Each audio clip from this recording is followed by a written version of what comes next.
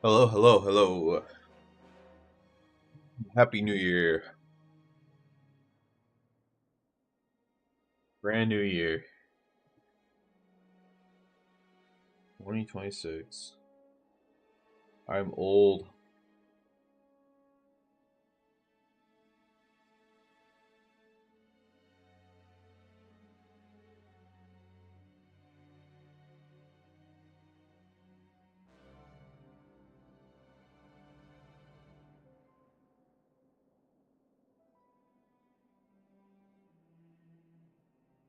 I'm old, old, old, old, old. Alright. Oh, I think we finally got to do Will and Caverns instead of waiting towards the end of stream. Um, we also should go later. I don't know if I'm going to tonight or not because I need to. Well, I could. I just have to go make myself dinner. My the kids are going to visit their grandpa, and my wife's with them.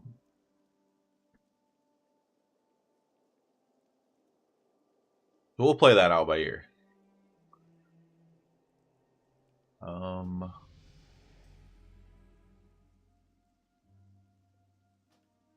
so let's do these green quests. We'll queue for Wailing Caverns as well.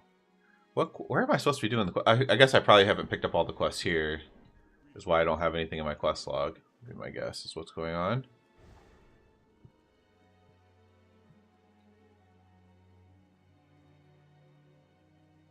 Yeah, there's just a bunch of quests here we don't have, and we could technically even start like Darkshire too.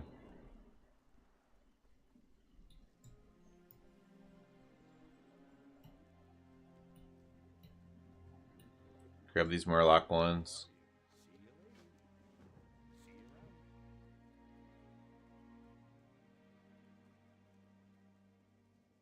Somebody suggested that I tame Belly Grub the other day.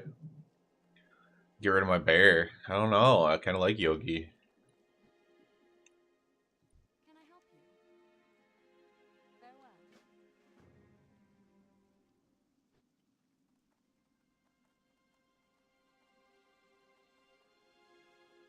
Farewell. Let's queue for Wailing Caverns.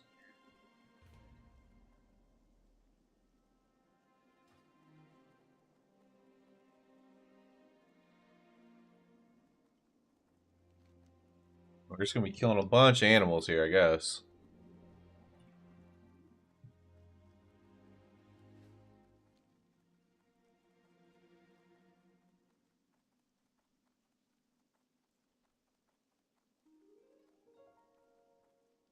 We must have left. Oh, we've probably accidentally sold the spider meat, but oh well.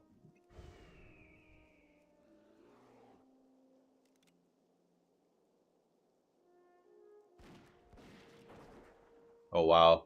Yeah, aim shot about kills these things quick.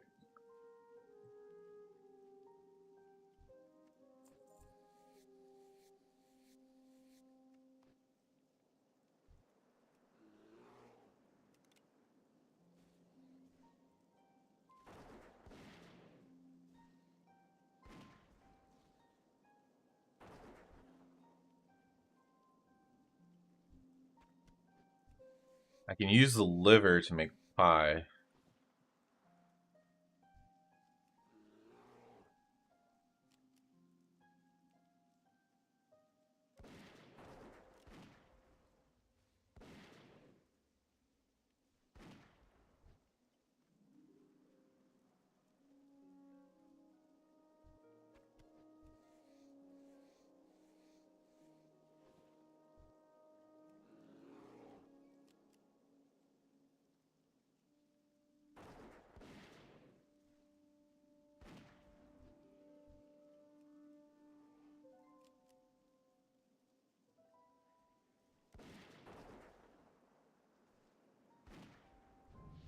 Ding.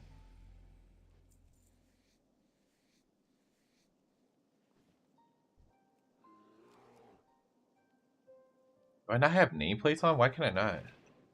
No, I have it on.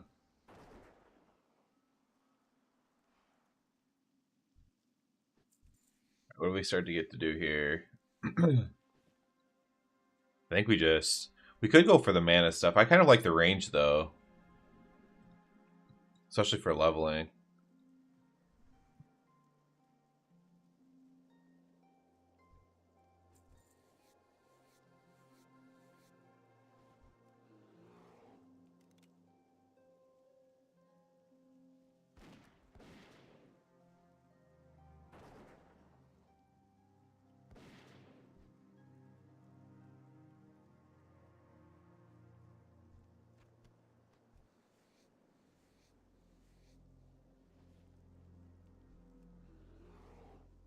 We also have to get training now.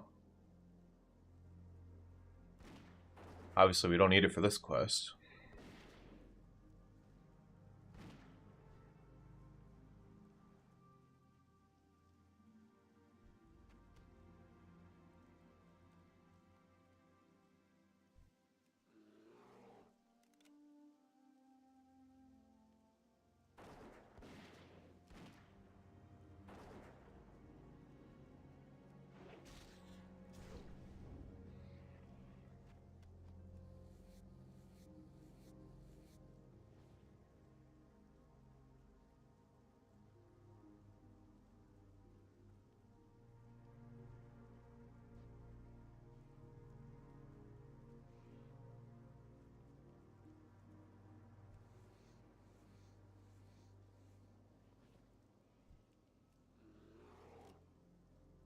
I did a video last night about hype and WoW and the expansions and stuff.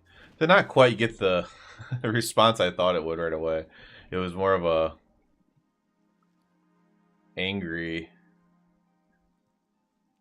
but I should have known better because I was trying to be very nuanced in a topic that is very warrior driven, like war driven.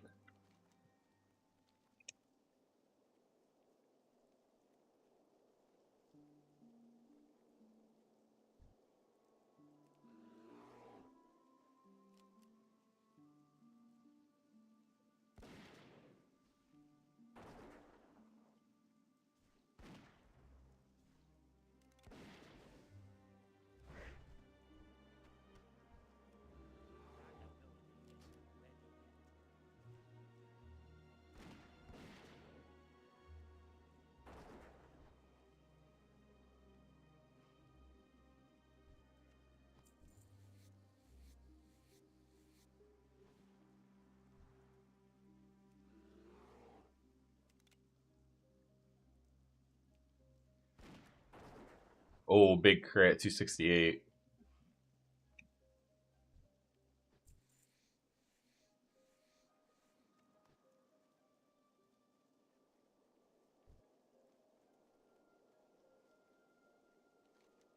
I think we can get a lot of the stuff up here too.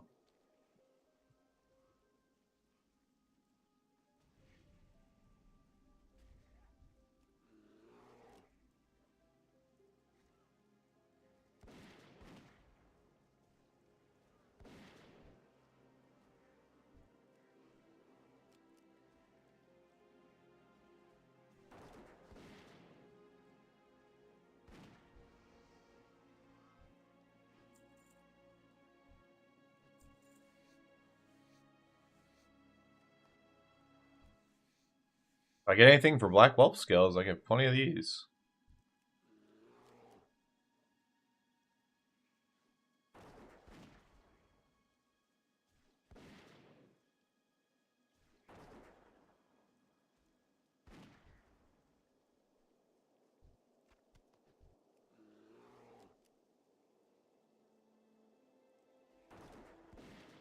$17 to a $129.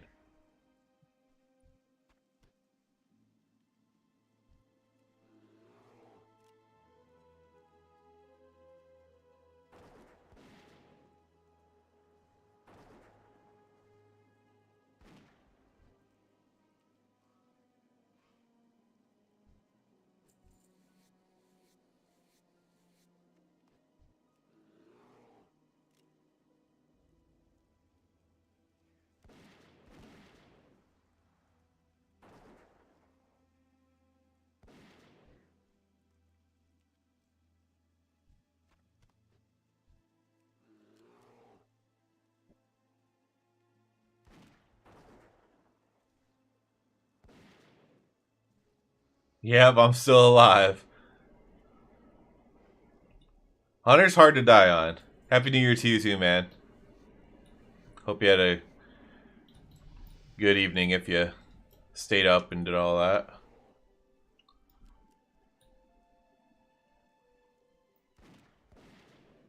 It's kind of hard to die on the Hunter. I think if I die on this, it's going to be because I get too confident. Or because I'm rushing because I'm trying to get to 60 before other stuff comes out.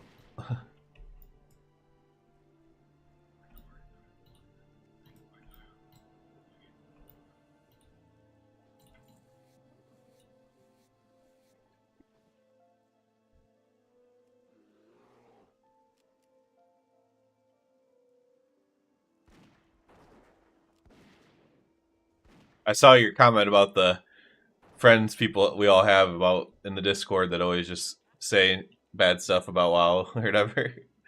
That's very true.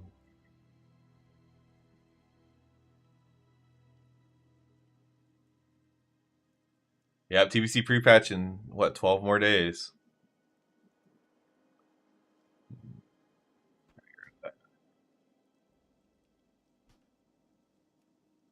Beat it before I throw it away.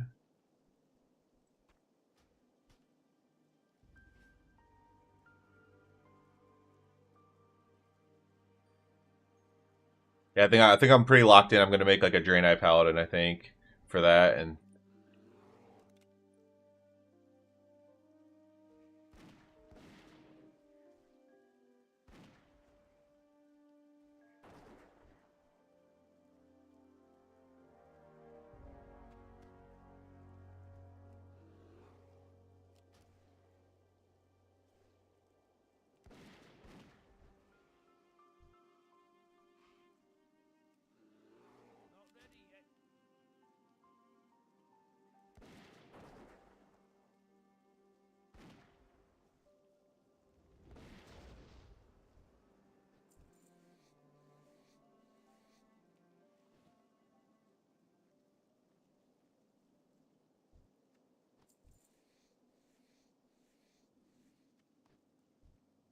I don't know much about TBC Ret though. I know they do the seal twisting thing, but do you have to do that? I don't even know.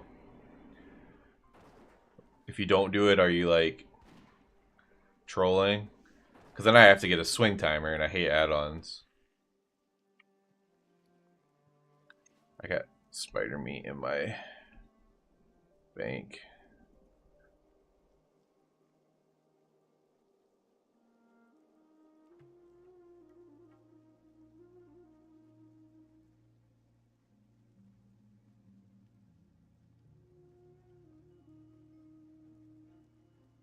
You do have to do the seal twisting, okay. So if I do any raids or something, I'll just have to get a swing timer.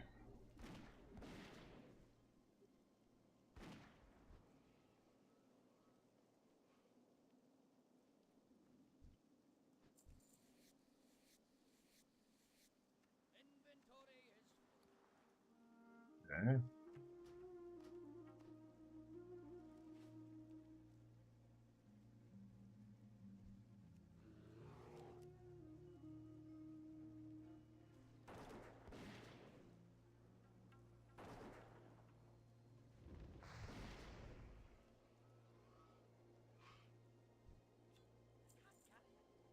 Goodness.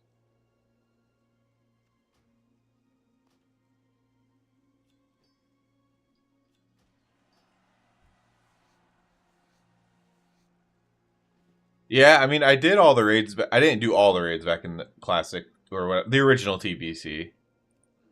But I had a ton of fun in TBC. It was my first time really raiding, so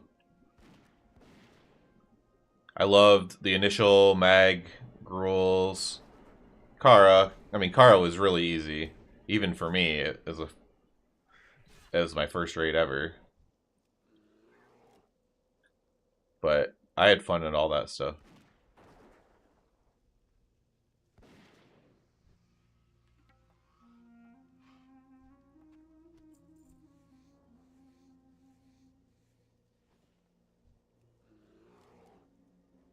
My plan is to play really hard probably the first week of the pre-patch, and then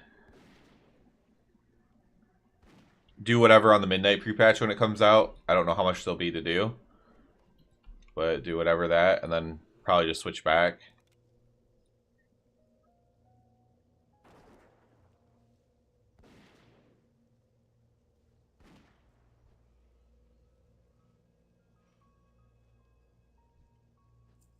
Yeah, we always had. I'm not much of a drinker myself, but we always had people just goofing off and having a good old time in our car runs, which made the raid leader really mad. I remember he was a. I'd have to ask my cousin what his name was, but he was one of the screamers. He's a yeller. He never yelled directly at me, but just one of those guys that likes to yell.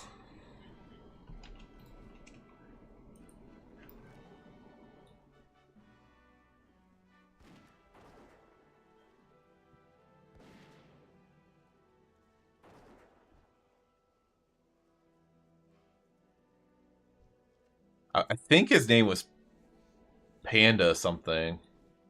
Can't remember though.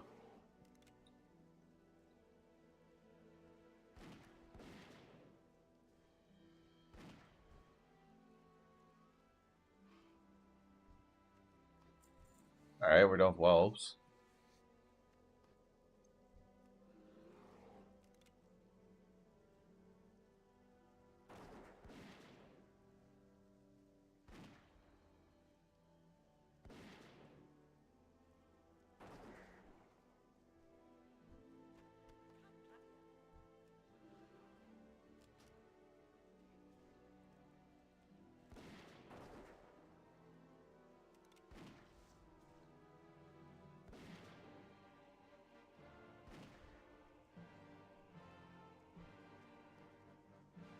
Killing and remix till pre-patch and try to figure out what I want to play.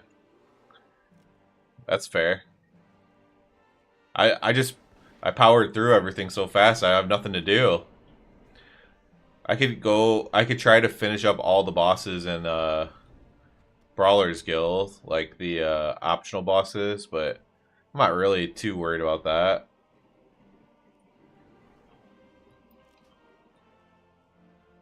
My option on retail is like try to pug Mythic Raid. It doesn't sound too exciting to me.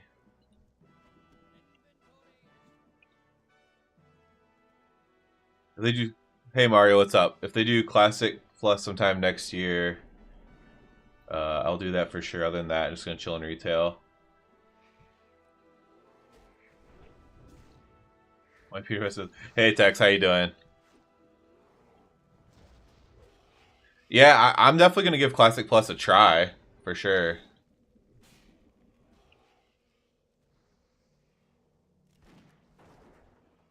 Like, I don't know what to expect from it, but if it's really cool, then I'll make content for that and retail if it's really cool.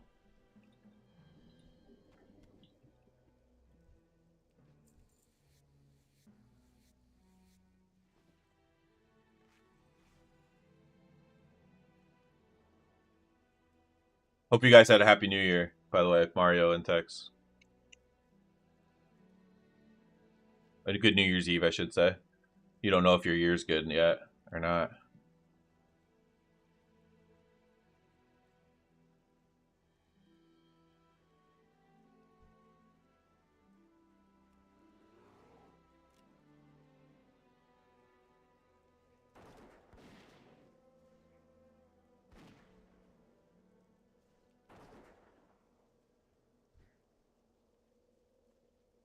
They tried to do a test for it, I think, but I don't think enough people like signed on or something. Like, kind of an embarrassing thing, but like,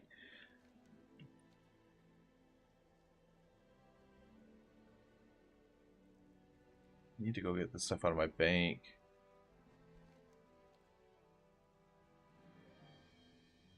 I read somewhere there are 50 housing dailies on each faction, but I'm thinking I did 52 or 54 on each side. Yeah, it's something like that. I can't remember exactly.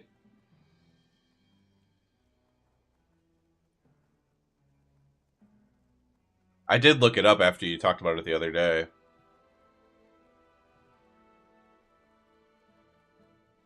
Yeah, the new Epic Battleground though, I didn't see so I don't know if they just canceled the test or if they didn't have enough people or what it was. But I wouldn't mind testing that out if they post that somewhere. I'm gonna do some Whaling Caverns. Um, yeah, I wouldn't mind testing out the new Battleground.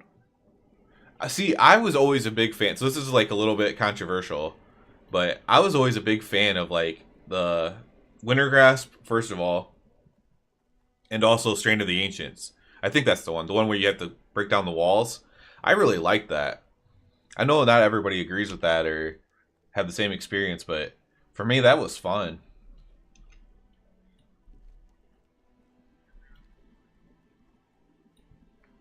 Those are especially when they first came out and it was like a little bit new. I would have liked them to iterate on that technology and iterate on that and make it better over time. Some of the most fun I had playing World of Warcraft was in Wintergrasp when it first came out. Me and my friend, man, we were alliance on a horde dominated server, and we had some fun times sneaking out some wins. Let me go get this stuff out of my bank and train.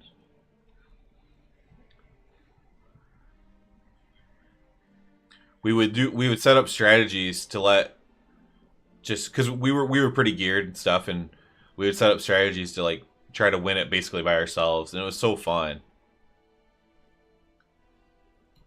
I don't think every battleground should be like that, but it's cool to have some like that.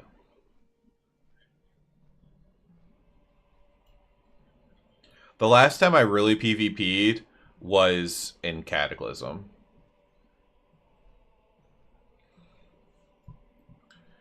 Just I'm gonna try here in Midnight with them getting rid of some of the. Hey, we got a knee kicker. It's like kneecap. Um, I'm gonna try in Midnight since they're getting rid of some of the weak auras and tuning down the buttons a little bit. We'll see how it goes. I'm gonna try for sure. I'm gonna try by myself. My cousin expressed interest in playing too, so maybe I can play with him a little bit.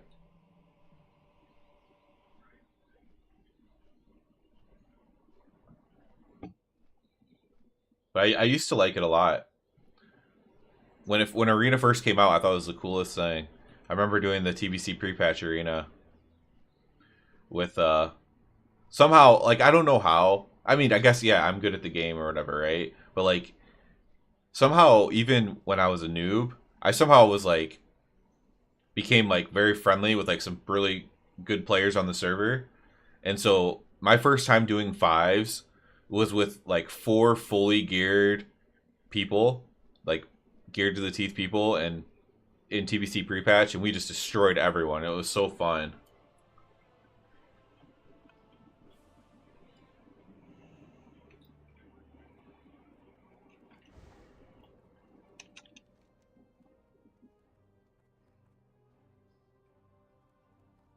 We need training, and we need to get some stuff out of our bank, and we need to sell.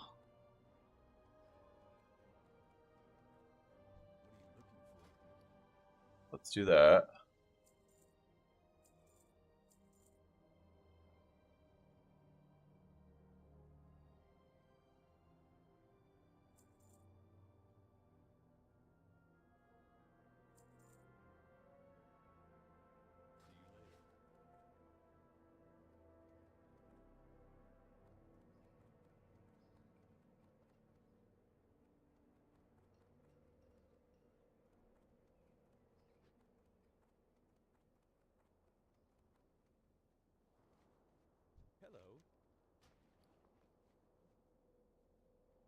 I need the spider meat and the dragon scale. I can put this away. I can put this away for now.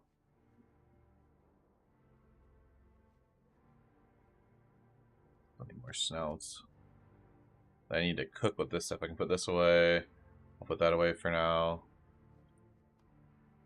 Cooking, cooking, cooking.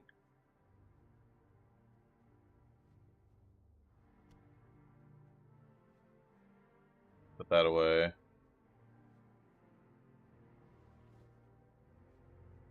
Underbelly skills. Okay. Let's go back to Red Ridge.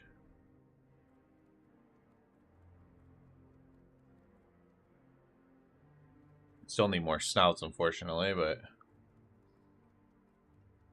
Oh, training.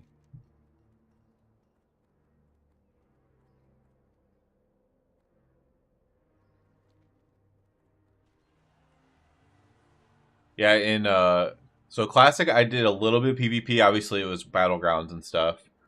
And then in BC I did a lot more. I wish I remember my old Two's partner's name. He was a druid in my guild and he was really good. He was a healer. So we did warrior druid. And we had pretty good success. It was probably the highest rating I'd ever gotten. I can't remember. We were in like the 2000s, but we didn't get up to like gladiator or anything. That was a lot of fun with him. And then in Wrath, I more played with my friends, my real life friends, and did different silly things with them. And then Kata, most of the PvP we did was me and my friend played double rogue.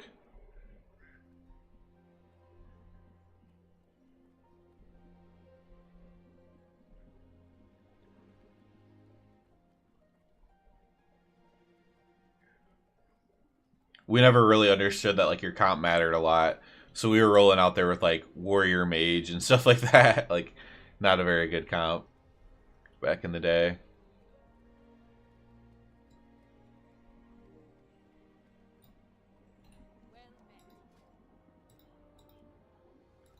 Hunter's Mark. Okay. And Scorpion Sting. I probably won't use that a lot, but...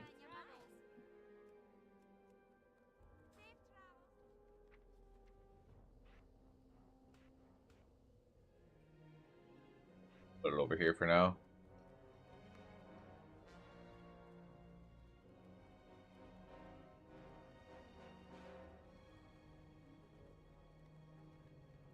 Then I really didn't PvP much in Pandaland. I did a little bit with my friend for the short time I played. Shoot, I don't think I'll have time to fully run this.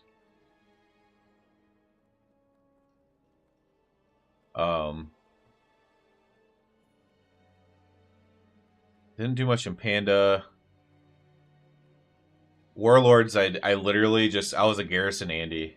I sat in my garrison and did dailies. And then Legion.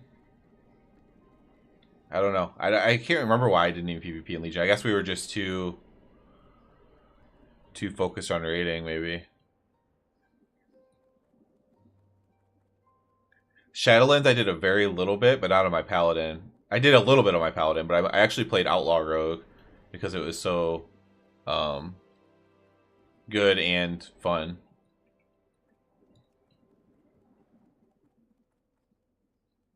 Okay. I don't know if this person's actually doing this group or what. I don't think they are.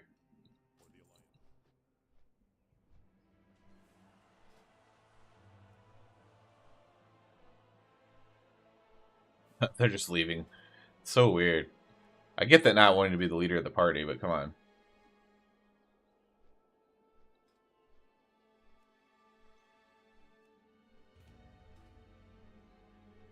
Yeah, Legion's when they changed the GCDs, you're right.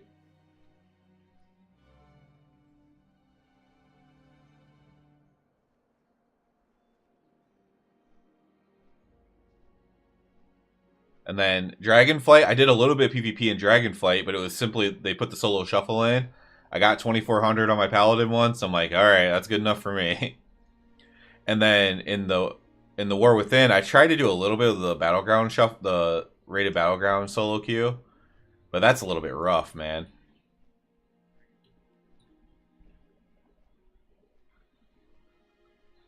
That rated battleground solo queue, man, you really got to grind that out. At least the 3v3 solo queue you can kind of carry. made me roll a rogue. I mean, rogues are just always good at PvP. It's crazy.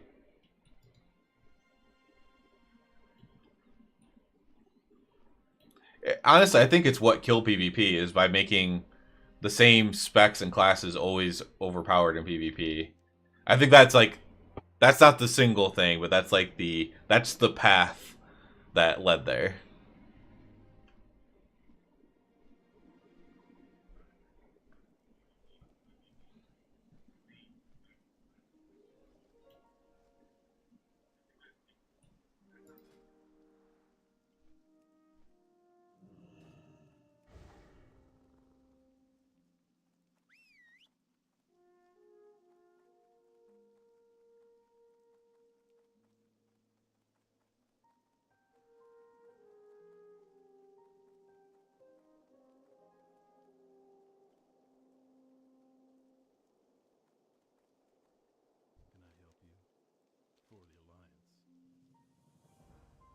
I remember one kind of embarrassing time.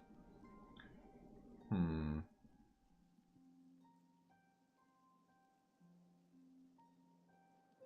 One embarrassing thing that happened to me was I was doing I dueled somebody outside Stormwind once when I hadn't PvP'd in a while. Like I it was like between expansions and I had taken some time off or something. And I hadn't PvP'd in a while. I didn't know anything basically. And I PvP this shaman and he's enhancement. And I'm just going off what I knew from the past, you know, whenever I fought an enhancement shaman. But he had like Stormkeeper, whatever let them fire at range. And this dude runs away from me at the start of the duel, and I'm like, okay, and I'm just like, why is this enhancement shaman running away? He clearly has to come to me, and he's just killing me from range. And I'm like, what is going on? And he absolutely embarrassed me after I was talking crap to him.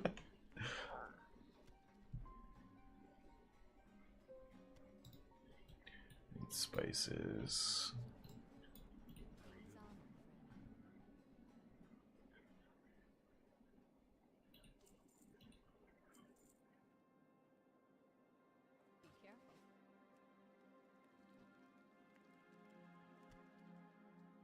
But that humbled me a lot. It made me realize you have to keep up with like what the with knowing what every single spec does and stuff.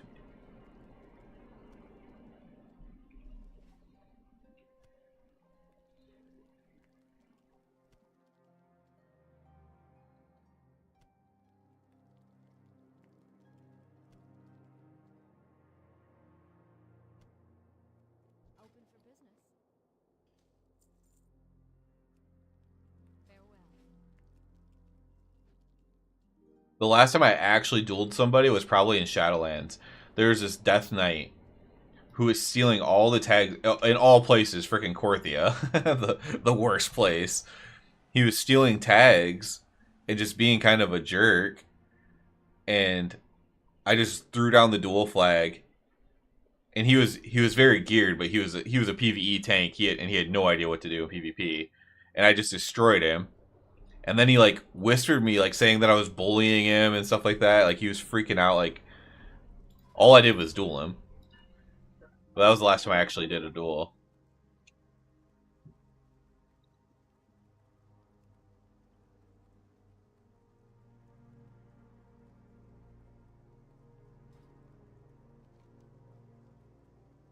We need spider meat, or no, we need snouts.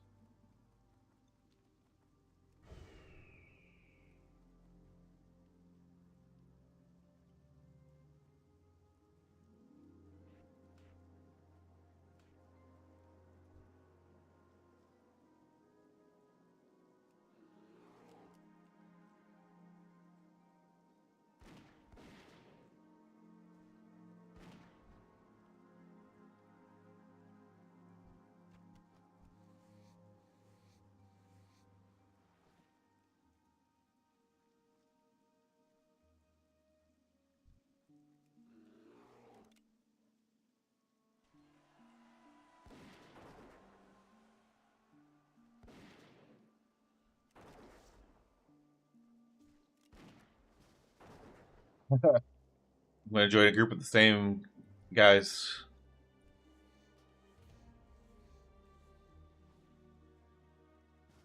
Alright, we got a group. Let's go. The Wailing Caverns.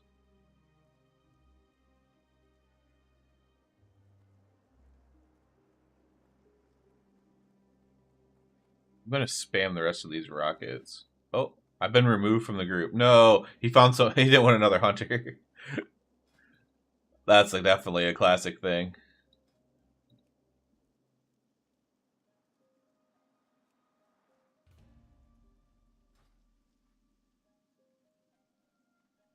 Can't say it's unexpected though. Me no share loot.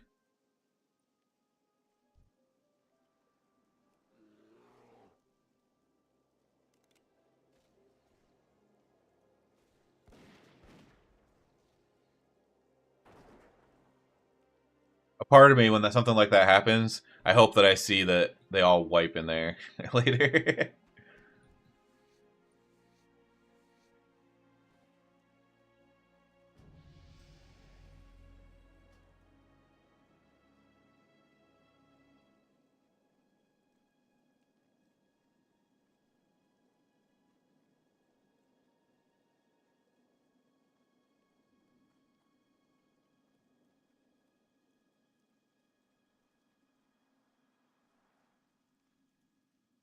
I mean, it's just I hate that about Classic. It's what makes me quit playing Classic every time. It's how obsessed people are with loot on Classic. Retail's not like that at all. Like people care about their loot on retail, but there's always enough people who don't that make it not even matter. So like the people who do just whatever, they get their stuff, and the people who don't just keep vibing. But on Classic, it's all about the loot.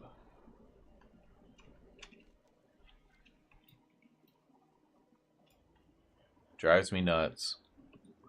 People get in arguments about it. They kill guilds over it. You know, sabotage raids over it.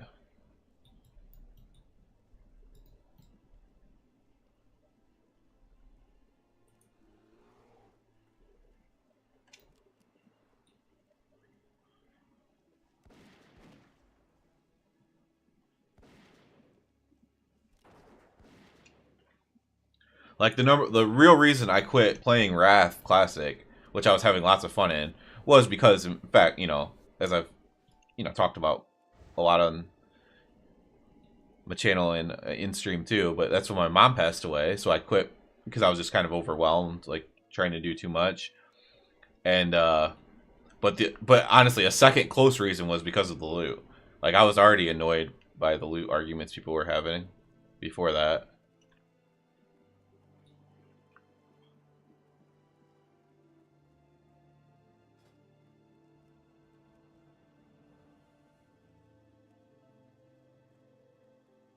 Yeah, it's crazy.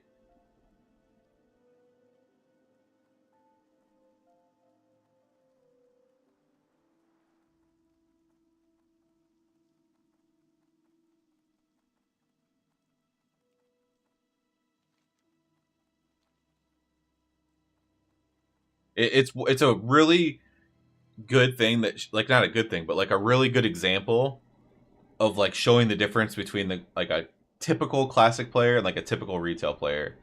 Like how much difference there is in care about loot, even though they're playing versions of the same game and in theory have similar, you know, interests and likes and stuff like that. But there's such a difference there.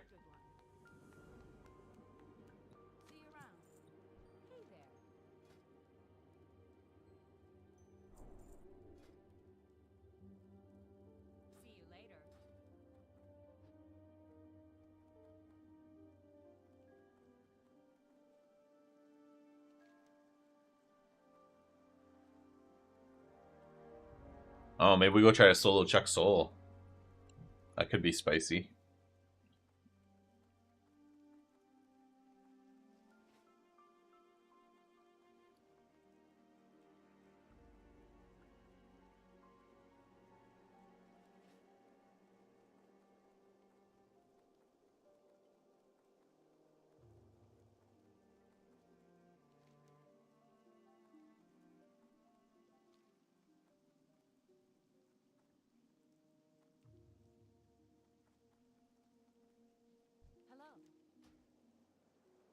Good luck.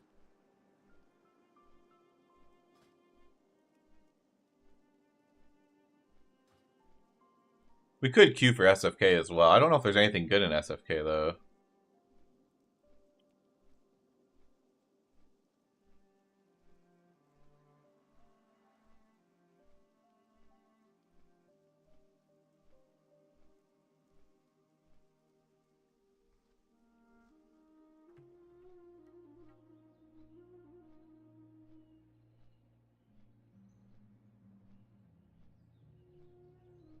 Not really. No. If I run SFK, it'll just be for the experience and like doing it for fun. I should also go try to get flight pass and stuff if I'm going to do that.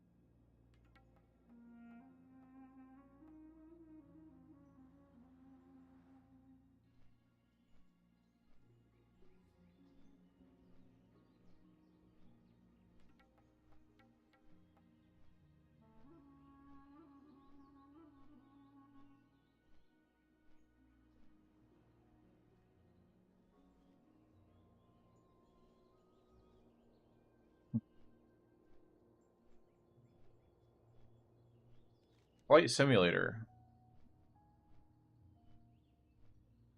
I guess I could have hurt the Iron Forge. Would have been faster.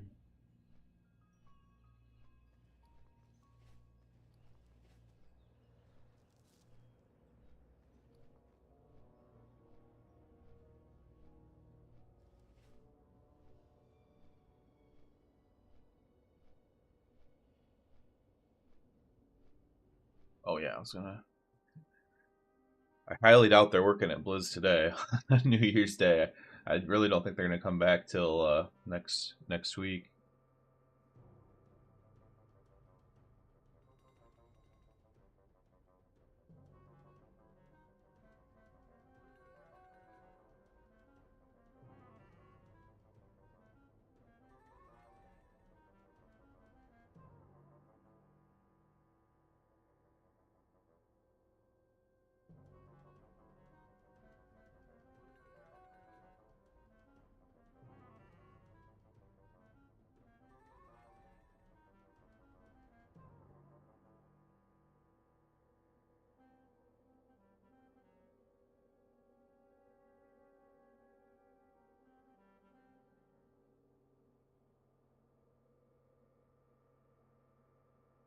Oh,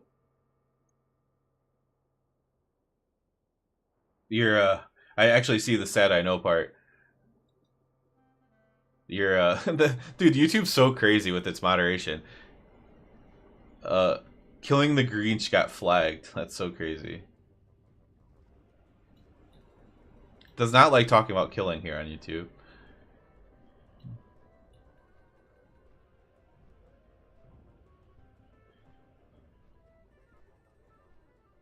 That's nice of you though.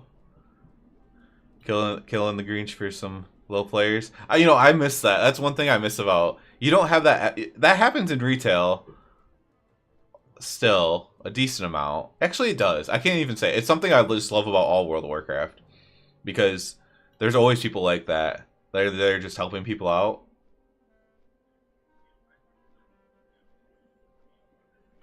It's really big in the secret finding community. People will just log on to help someone get the secret done. I always love that.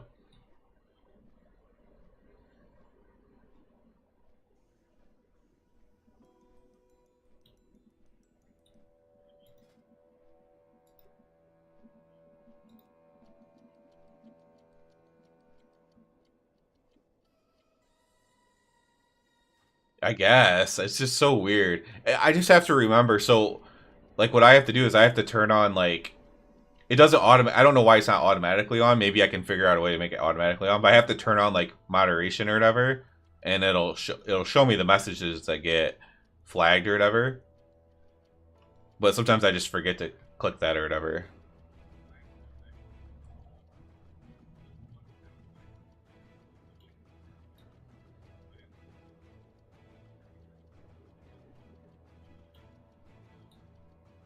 I should look up if there's a way to have it like automatically on.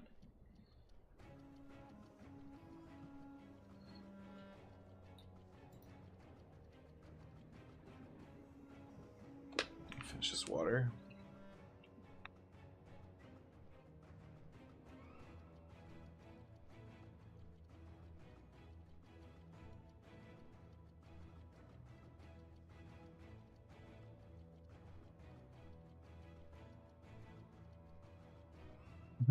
that was flagged too.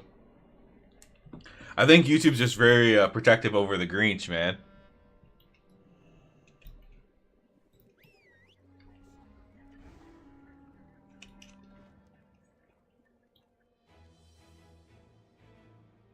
There's nothing wrong with it. It's like a YouTube thing. Like it's nothing I have set up or anything.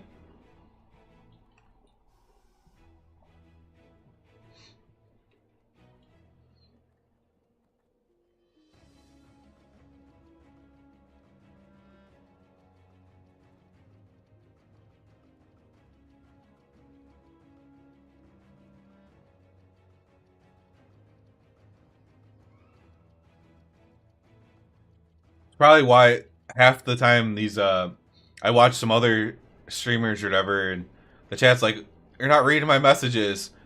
They're probably saying like just harmless things like, are you gonna kill so and so today? Like kill whatever mob today, and they probably don't see it because it's flagged or something, or and their moderators just don't bother fixing it or something or caring.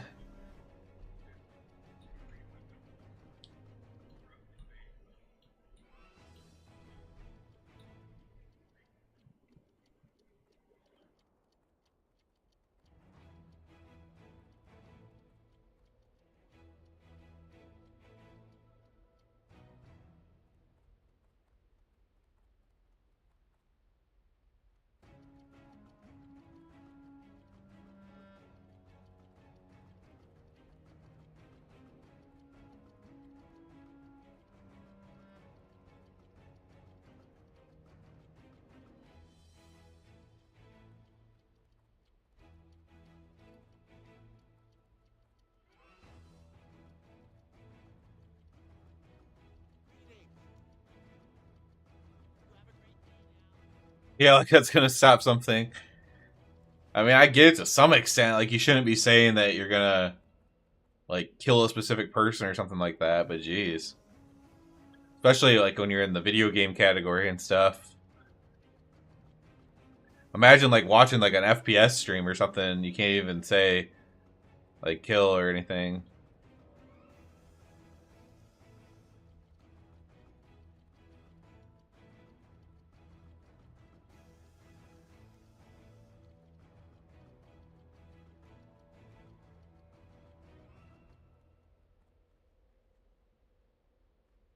If Ret Paladin was made illegal, what would I play instead? That's a good question. The edgy answer would be like that I break the law, but I get what you're trying to say. What would I play if I couldn't play Ret Paladin? I really don't like Warrior because I kind of would want to go back to Warrior, which is my first class. Honestly, I'd probably play DK. I think I would play DK. It's you know, similar enough to Rat, and it's also really unkillable, which is kind of fun for me. I loved when Rat was unkillable. I wonder if these guys 1, 2, 3, 4. They already got 5.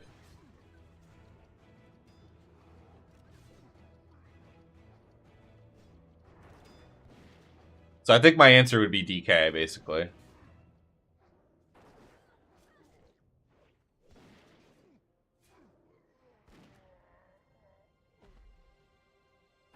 I mean, it's not exactly like Rat by any means. But it's like, at least it's kind of like a slower moving plate class.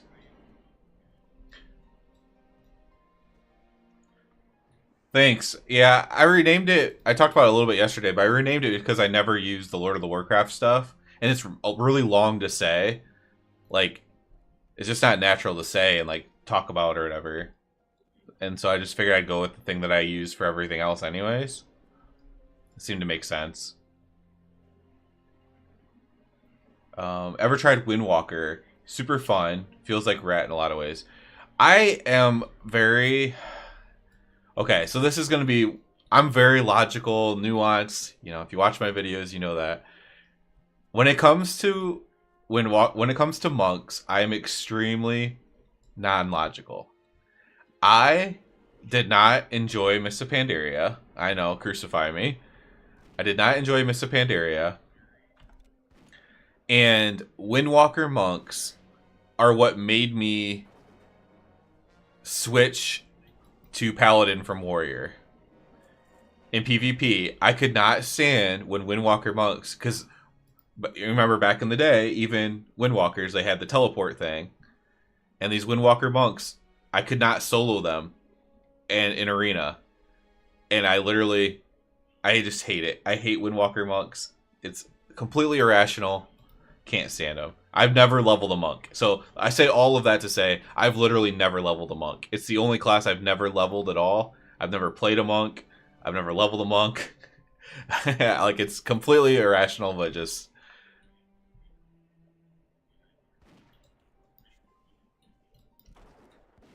I'll be a hunter till my last day.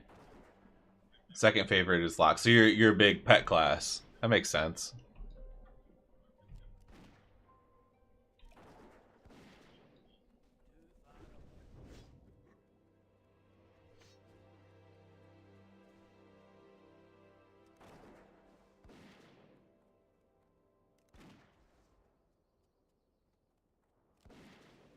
Unfortunately, these guys are going to kill Chuck Soul.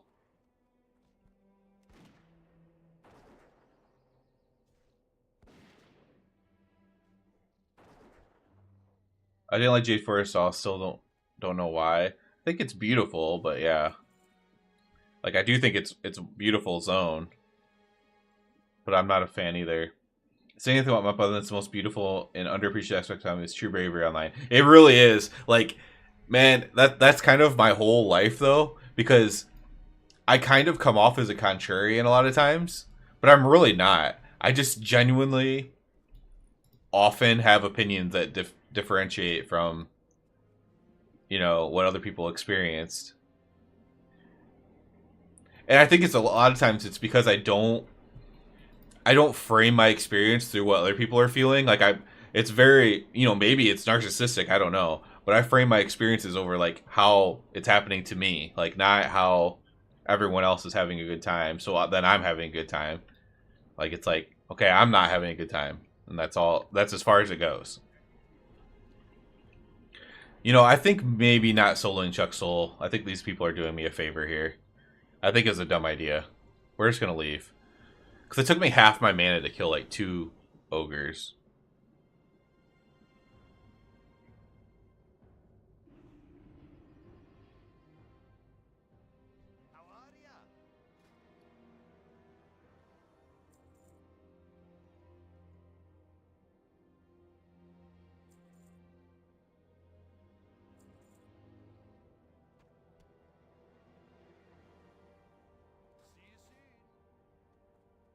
Yeah, Mop is like a very loved expansion. I think a lot of people started playing in Mop.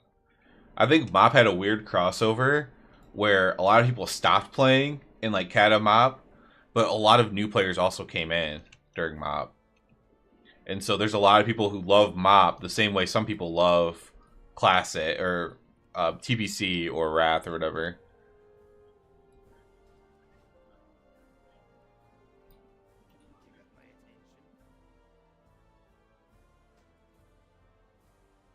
The truth is, I've found whatever X pack somebody started playing in, they always think is like one of the best ones.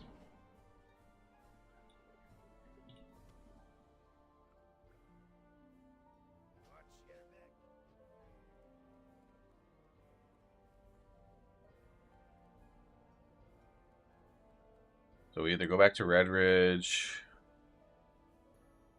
Oh, we can go get the flight pass for SFK.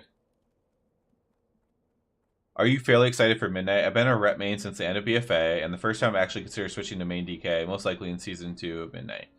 I'm extremely excited for Midnight, since I like the roleplay as a Blood Elf Paladin. Yeah, you know, it's actually one of the most, it's the biggest reason why Ret Paladin's the most played thing, is a lot of people love the RP of Ret Paladin. I'm excited, yeah. But I'm excited mostly for, like, I like a lot of the content stuff that they've been doing for WoW lately. So, like, I'm excited. First of all, the level up experience is always fun for me. I set aside time. Like, I've been setting aside time to play, like, WoW by streaming, too. But that's not something I actually normally do. So I set aside, like, the whole day. You know, my wife will even take off work, her job, take off work to let me play, like, all night and stuff on the release. So I'm always excited about that. And then I'm excited about the solo delve boss, going through the new delves, like just a lot of the little content they've added. It like creates like really fun moments, even if you don't continue to do those things throughout the entire expansion. Like I like that. So for like a week or whatever, I'm gonna be so into doing that new delve boss, and I'm like super excited about that. I'll make a video about it.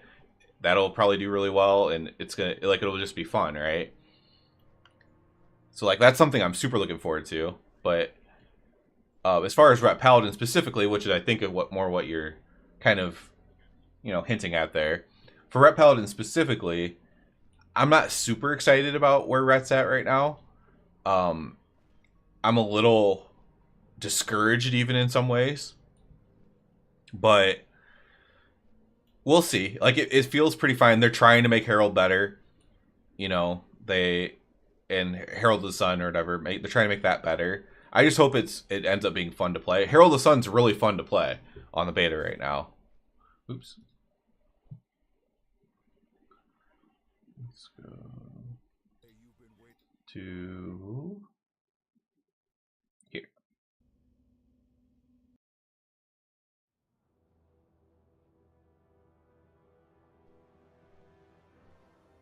So it's one of those things where I also have to see like what every other class and spec is like, because if every spec feels kind of like different because of all the changes that they're doing, then it's fine. Then everyone's just gonna have to learn to play this new or this different version.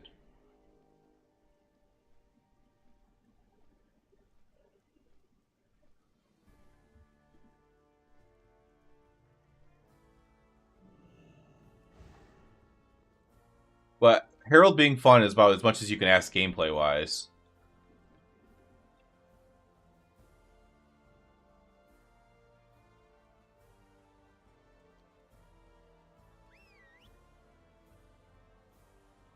And Templar, you know, if you're a Templar player, you know, you don't care for Herald.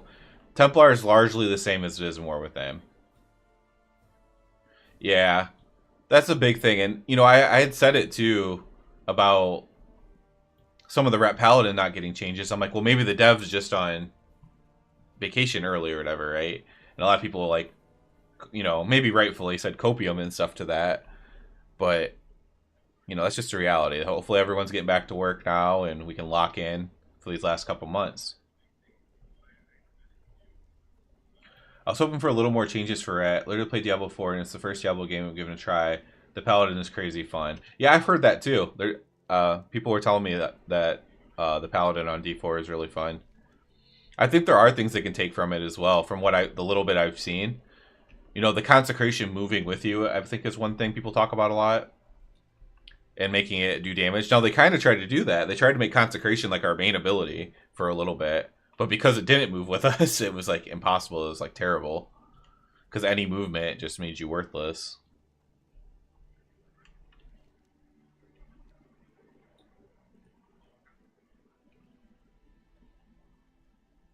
Herald feels really good though.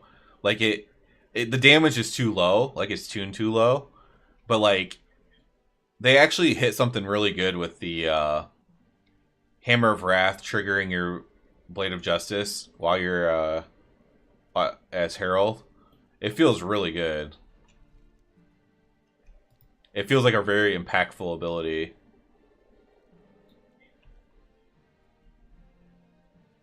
It doesn't really make sense necessarily. Like, why would my Hammer of Wrath make me cast Blade of Justice? But it feels good to play, at least.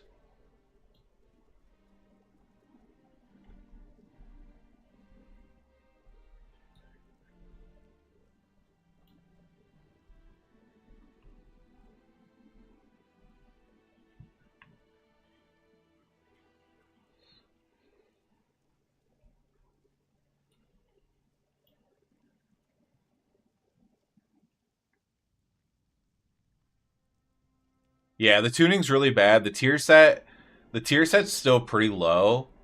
I don't think it's working properly because they tune the numbers up, and I just don't think it's working properly. And I can't do any more videos on it. Like, people don't want to hear me make 20 more videos about the tier set, but like I'm letting them know, hey, the tier set's not working. I've let them know already. Like, something's wrong with the tier set. The problem is now if they fix it, the tuning of it is probably way too high.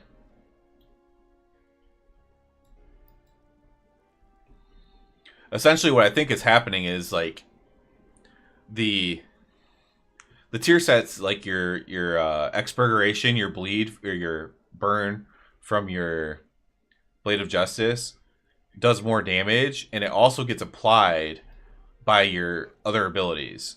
So like your Final Verdict applies it, and your Divine Storm applies it at like a lesser amount. They might have fixed it for single target, because it seems like the damage for single target went up a decent amount. But I think there's something wrong with the fact that it's applying it at a different damage setting, and so it's not carrying over that damage. So like your burn, every time you reapply the burn, it's supposed to just like add the damage together and like continue burning for that higher amount of damage. Like, it's supposed to just keep progressing, basically. But I think the reapplication is messing that up and like starting a new application basically instead. And so anytime you put a real application on, it like overwrites the application from the tier set kind of thing. That's kind of like a confusing thing to explain if you haven't played it yourself.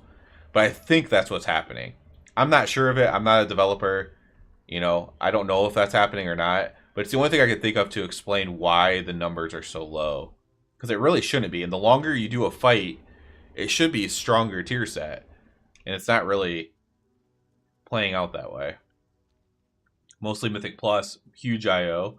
And I'm curious how keys will be without combat add-ons. Hey, Testament keys. Yeah, I mean, keys are the thing I've tested the most on beta.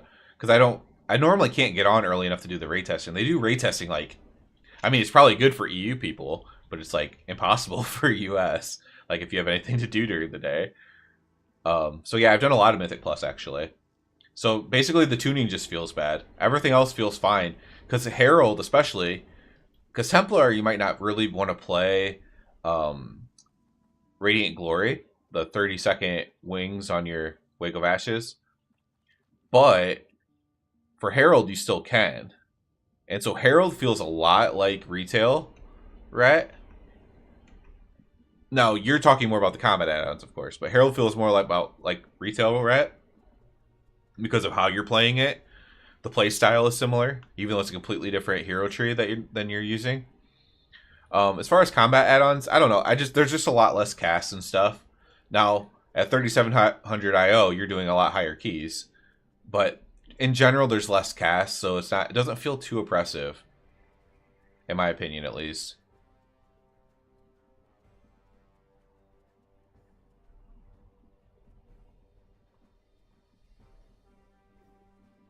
Yeah, I actually like 1 minute wings.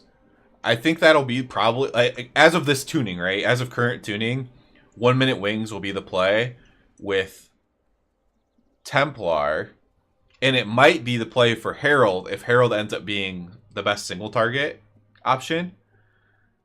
And then for keys, though, Radiant Glory 30-second might be the play for Herald.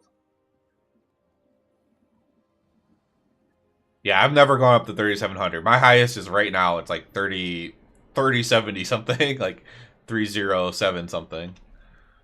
So like 700 less than you. I'm not big into pushing score simply because I don't. I think if I had like a competitive team doing it, maybe I'd be into it, but I can't get myself like solo motivated.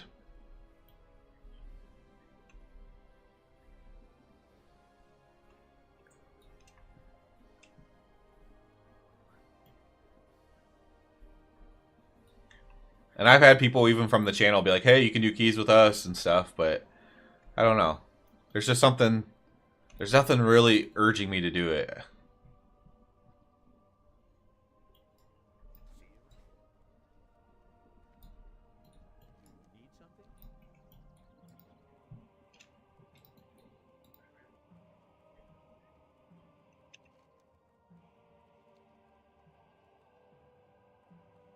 Yeah, man, that's crazy. I mean, I pugged all the, I pugged my 3K or whatever, but going beyond that, that's crazy. I will say, like, and this is probably something that happens more, like, the better and better people you play with or whatever. But I will say, when I do like a random higher key, like, I think I did a 14 randomly. Yep. Um, what's going on here? Oh, we're gonna run together, I guess. Um, like people will like a lot of times maybe like invite me or like not invite me but like add me to friends and stuff like that. So I mean that's what you're supposed to do, right? And then from that you like build a team or you have people you play with. True. But again, I'm just not, the reality is I'm not online that much. Like a lot of times, especially since I started streaming and there's nothing else to do on WoW, the only time I'm on my computer is while I'm streaming. Just because I have other stuff I have to do and whatnot. So people will add me to friends, but then they don't see me online, and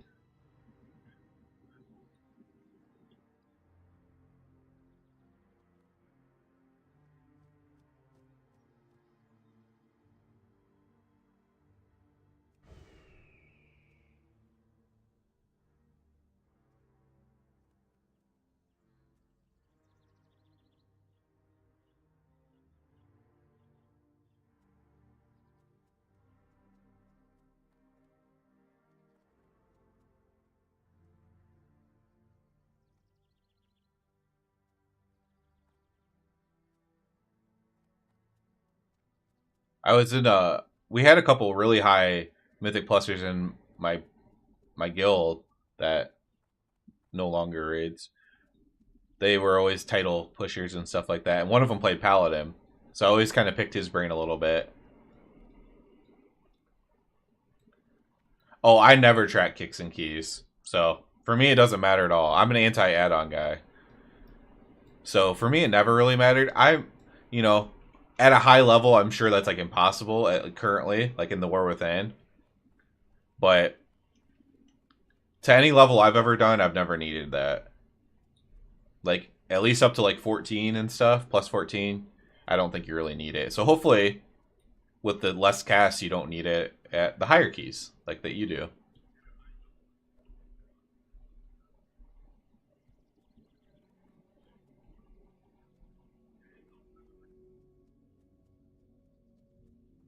Yeah, I really am an anti-add-on, which is like another thing. Like, it's actually not an unpopular opinion, but it's an unpopular opinion among very online people.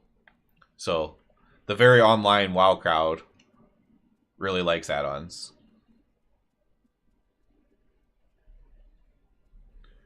And so like I get a lot of annoyed people when I mention in any video. If I mention in any video that I don't like add-ons, I'll have at least a couple really angry comments. Okay, we're gonna fight this, I guess.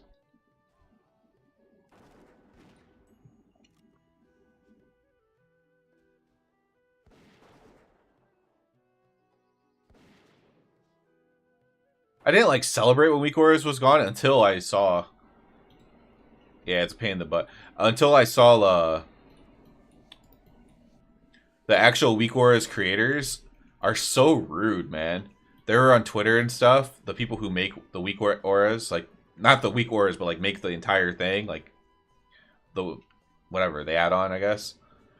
And they're so rude, man. The way they talk, they're so entitled and rude, and made me really hate them. It isn't a pain in the butt. I think what really, honestly, I wonder if it had any correlation with my guild, but we actually used a special update, add-on updater thing for a special add-on that our raid leader paid real money for, then we could all use. And like after that raid, nobody wanted to raid anymore because it was so annoying to update everything. Yep, DPS counter. I've always had DPS counter for sure. Luckily, that's already baked into Midnight. It's not that great yet, but they have already said that there's basically the next update should have some new iterations on it of the DPS meter. When you were at Cutting Edge, what was your raid schedule like? I also do Mythic raid, but never CE for this guy 7th boss. We just raided 6 hours a week, so we did Tuesday, Thursday, 3 hours each. And then we had an optional day Sunday, which was always optional. It was actually optional. And that was when we would do like Heroic. So let's say you still needed something from Heroic or something. You would just need to come on Sunday.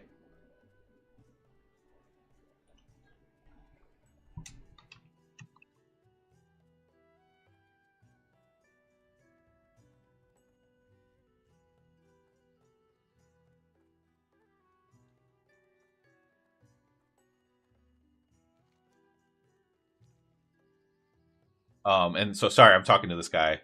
So we just did that, and you know, it's a hard thing to do. It's hard to do 6 hours a week and get Cutting Edge. And so we always had tons of people applying to the guild because a lot of people want to sign up for that. There's not a lot. If you go look for 6 hour a week Cutting Edge guilds, you're not going to find a lot.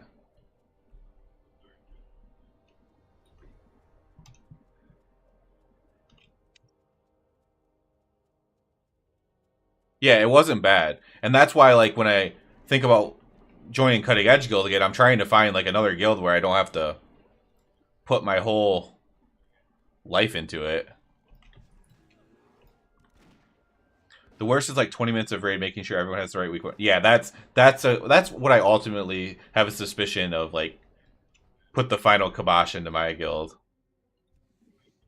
Was the add-on stuff.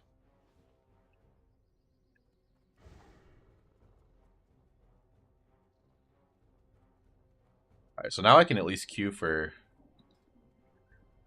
so much Temper Garden ads. And then like having to help, I mean, the reality is, and I don't mean this in a bad way, but like you have to help certain people in your raid team set up their add-on and they can't figure it out. And we always had to do this thing where like people would share their screen and somebody would help them and walk them through what to do. Like during raid time.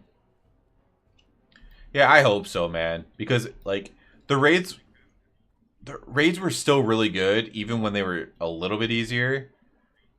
Just because you didn't have to have add-ons. Alright, I'm going to tell this guy thank you. Thank you for the walk with. Good luck and stay safe.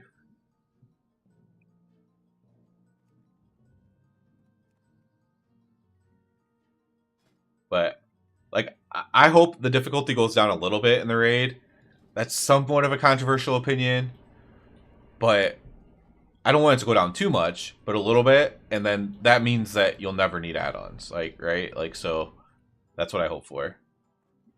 Yeah, I think a lot of people are. It's too hard. It just is. Like, it's fun. It's rewarding when you get it. When you finish Cutting Edge, even at my level, right? So my guild, We had some really good players in it. I would like to consider myself one of those players, by the way. But we had some really good players in it. But only raiding the 2 nights a week and maybe some of the lesser skilled players, we were usually around World 1000th, which isn't anything special at all. And even at my level, it felt really good when you got it down because it was so hard.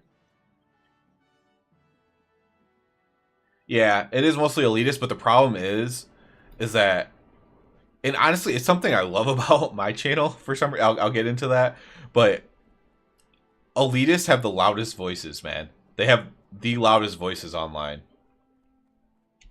And so a lot of times what they want gets what gets propagated and talked about and heard the most. What I really like about the people I found that a lot of people on my channel are people that don't really listen to like all those elitist people or whatever, and which I think is kind of cool. Because I just figured everyone did, and then, but it's nice to know that a lot of people are like, no, I don't like that, and I don't even listen to it, and I don't even know who that is, and that's kind of like a refreshing thing. Oh wait, we need to.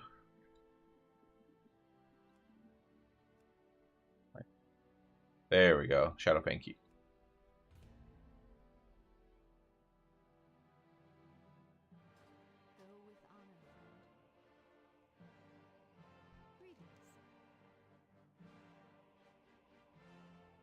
Yeah, a lot of it is. Every once in a while I'll get some crazy stuff, but I also like at one point, I don't remember when, but when somebody said something too out of pocket, I just blocked him from the channel.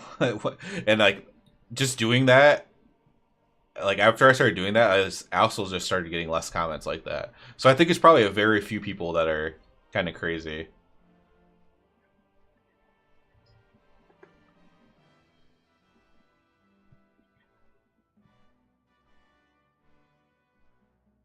Right now, the barrier I'm trying to get over is my channel's big enough to where Blizzard knows who I am. That's cool, right? That I have a decent following. I can stream and have people to talk to. I mean, that's cool. So it's like, it's there, but it's not big enough to where I have any kind of like, I don't know, like ground to stand on or whatever. Authority, maybe, is the word. So that's my goal for 2026. Whatever size I need to get to where I have like an authority.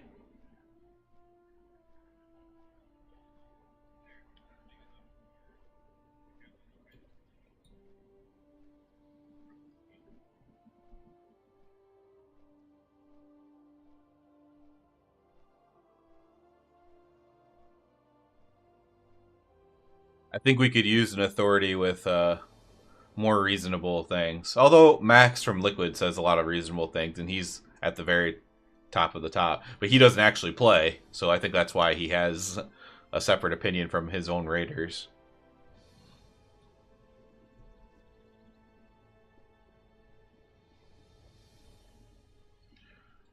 Share a noob moment when you first started playing? I mean, I have infinite.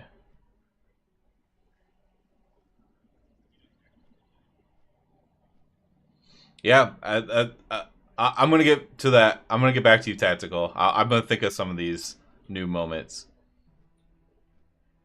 Channel when you had a few less thousand subs, good growth to see. You have amazing content, especially rat. Yeah, the rat content is definitely, that's like my bread and butter, right? It's something that I love doing, and it's something that's underserved. So obviously, every day, the reality. So like inside the content creator brain or whatever, every day I check, like, let's say I'm about to get on the computer in the afternoon or whatever. I check Wowhead. I'm like, I hope there's some red updates because like I want to. First of all, I want to try it out. I want to talk about it, all this kind of stuff. But that's obviously my bread and butter. So when there's nothing going on in Ret, like there hasn't been for like this entire beta, that's obviously a drag for me. But I'm trying to think of some new moments as well. I mean, I have a million. Okay, here's one. This wouldn't be a new moment, I guess, if it was like self-found. But I'm playing. So I started playing with real life friends of mine, and I'm a warrior. The idea is that I'm going to be the tank. My friend's a warlock because he just wanted to play warlock. My other friend's a mage, and my other friend's a paladin. But the guy who played paladin was also leaving for boot camp at the time, so he couldn't really play with us very much. So we didn't really have a paladin. It was a warrior, warlock, and mage. So I didn't have a healer. But anyways, that was our group. And every single time I found a new vendor. So I'm like talking in like Kharanos, because I'm a dwarf, right? I'm talking Kharanos. I'm talking every single time I found a new vendor, I would buy the armor from the vendor, thinking that it was like my next set of armor. And so when it became time, so I'd never have money to train my spells. And like when it came time that I actually needed gold, I had no gold. I didn't get a mount. I didn't get like my level 40 mount until I was like level 60. Like I was just like, and I stopped doing that once I, started getting blue gear from a dungeon, right? But all the way until like level 15, like 1 to 15 or whatever, I was buying my gear from every single vendor. Like, ooh, this is an upgrade. This has more armor. I didn't even know that stuff had like strength on it and stuff yet. So like I'd come here to this metalsmith and I'm like, oh my gosh, this belt has 85 armor. Mine only has 12. I need to get this belt. And I would try to like get enough gold and stuff to buy this stuff. Maybe a lot of people did that. I don't know. But my friends didn't do it and I did, and it was not smart.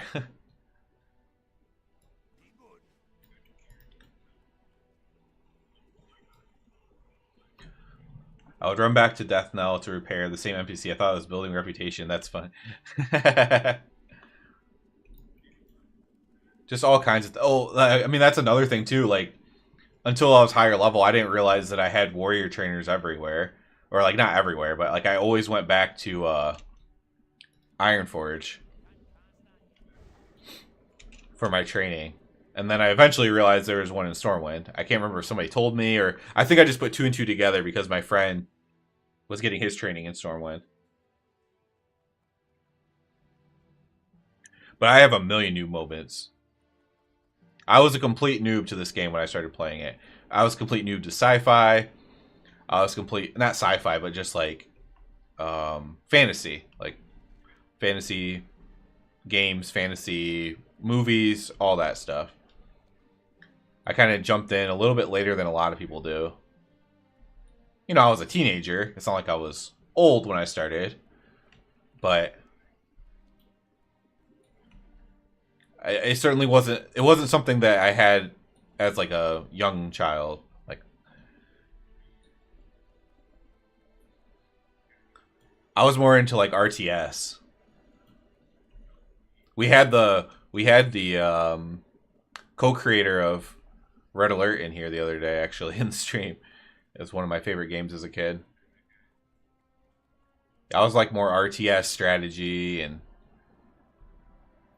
even sports games and stuff. So I was a complete noob when I got into this. Same thing with like Diablo. The first time I played Diablo, just complete noob. I was a little younger when I played that, but not much younger.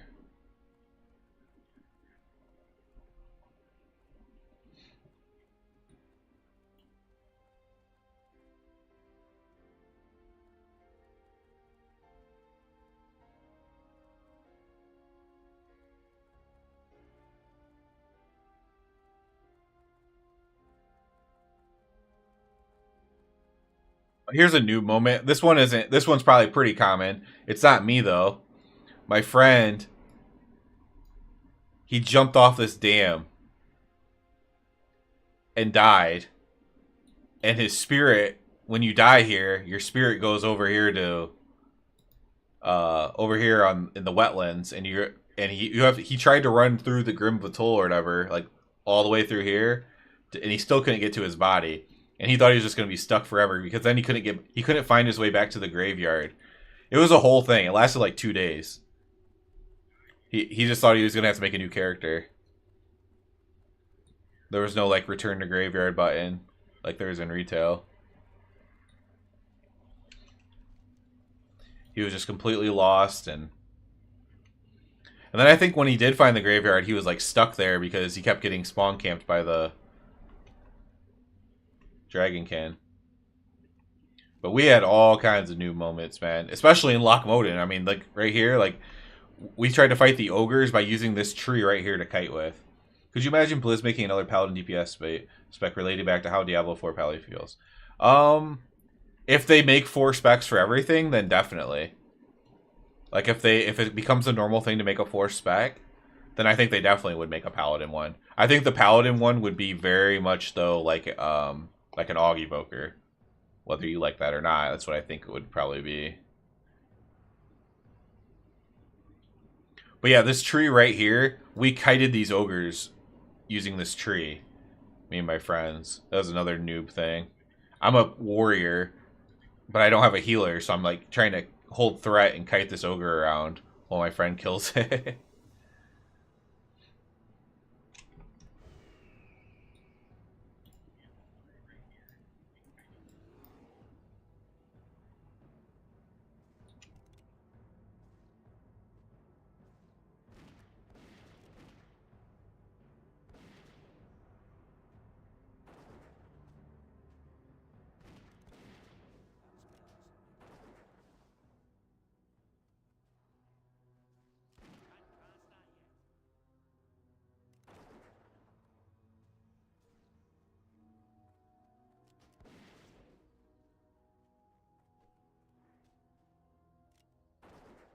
Man, I don't think I can do Chuck Soul, guys.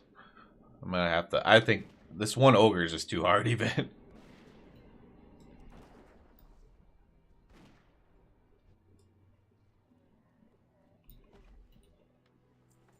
gonna have to actually go do quests. I could maybe find a group for it.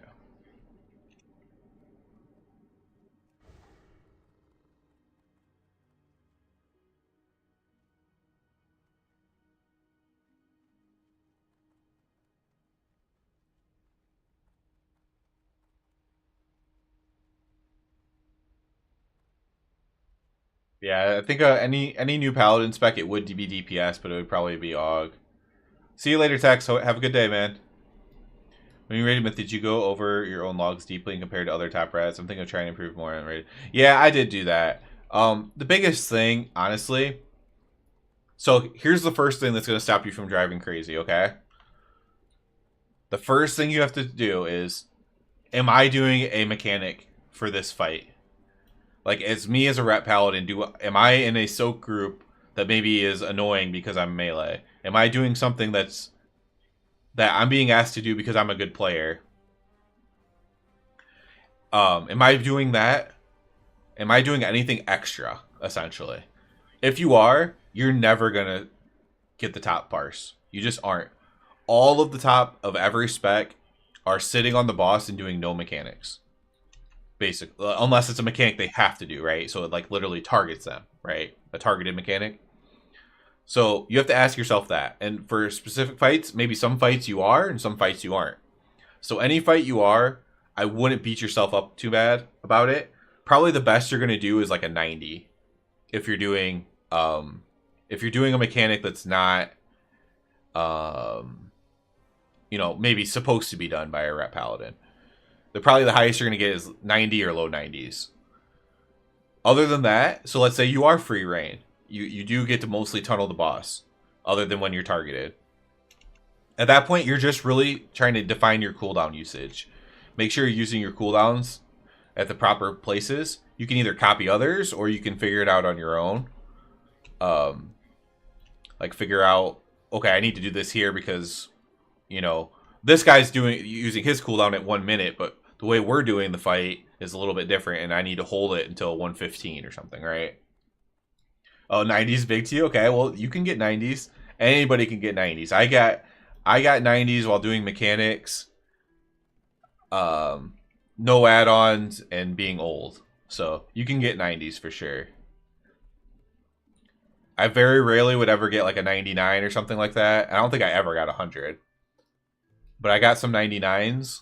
And, you know, it was just because it was a boss where I got to sit on the boss. That's all. And plus RNG. Right? That's all it was. Alright. Feel free to ask any more questions if you want. I'm just going to go refill my water bottle real quick. I'll be right back.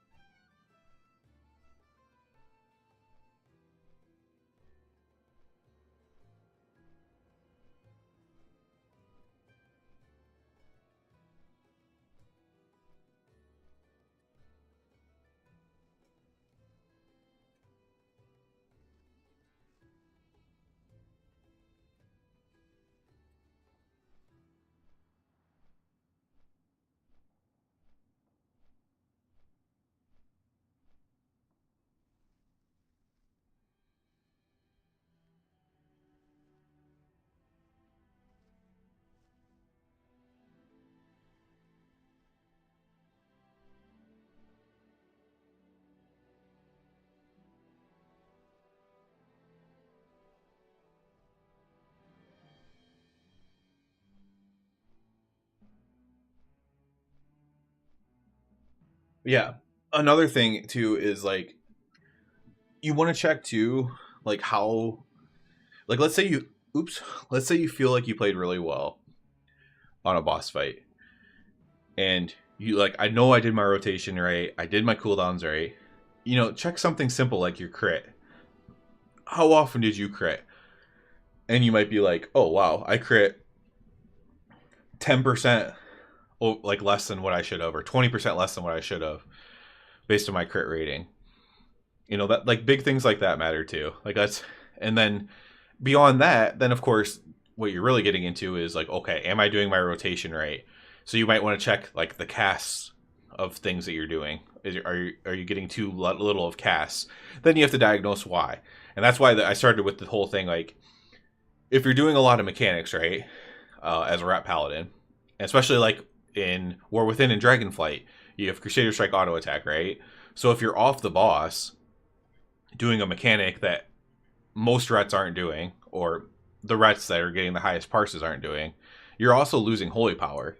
You're not only losing the uptime, you're losing holy power from the auto attacks, and then then you're going to get less casts of like Templar's Verdict, right? So there's a bunch of things to look at when you look through your logs. Some of them are like things you can actually improve, and some of them are things you just have to be like, okay, I'm probably never going to get 100 on this boss.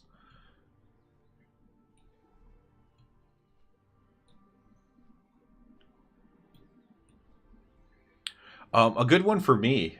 So like an improvement I had to make. So like, you know, everybody can improve. In Dragonflight, oh gosh, I can't remember the name of the boss. I want to say it's like Rasharok or something like that. It was like a big old. I can't remember what its name was. It was. I think it had the Rash in its name. But anyways, I noticed that I was because I was constantly ready to go do soaks, because I had to do soaks on that fight a lot, because again, we just had some people that were trying to do the parsing, and so somebody has to do the soaking. And I noticed that I was playing too far off the boss, Rashok, that's what it was. So when I was comparing myself to better paladin locks, so I felt like I was playing really well on that boss and like really locked in. And I noticed that I was not getting enough auto attacks on the boss, because I was playing slightly too far away to where I was still hitting it with my Judgment and Blade of Justice, and I could hit it with my Templar's Verdict. But a lot of times I was missing out on auto attacks. So not only was my auto attack damage really low, but I had less overall Templar Verdicts because I had less holy power. So I changed that, and it helped a lot. And I noticed that there was another paladin in my guild. He was a holy paladin, but he was playing Rat for Rashok, and you know, I noticed he was having the same issue, so I actually helped him as well. You know, just there's little things you can look at with logs, like, okay, I'm getting way less casts of this, so clearly I'm doing something wrong here. But yeah, it's a very detailed explanation, but again, I guess that's kind of like what I do for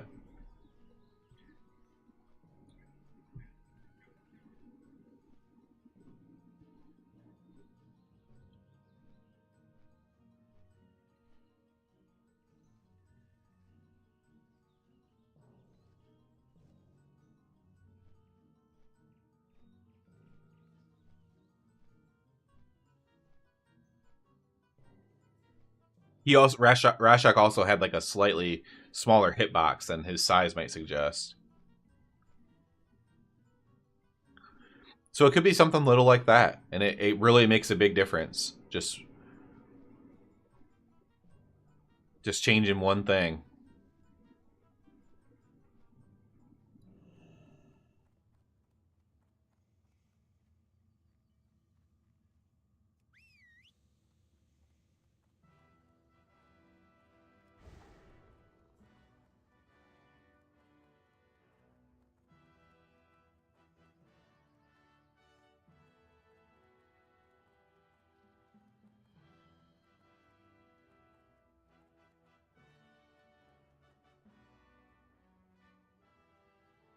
Stay safe with melee rage, at least we'll learn the fight. Yeah, I play safe too. That's the other thing is like, if you are just naturally a safe playing player, you're gonna cap yourself out at a certain amount. Like from what you're telling me, you might want to aim for 90.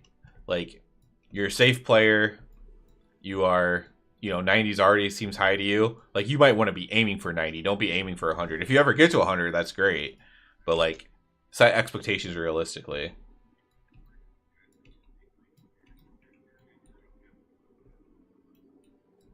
But I'm a bit of an over safely player too. When I first joined the Mythic Guild, um, I was playing so safe that I was the lowest damage on the first raid night that I played, and I felt like such an idiot.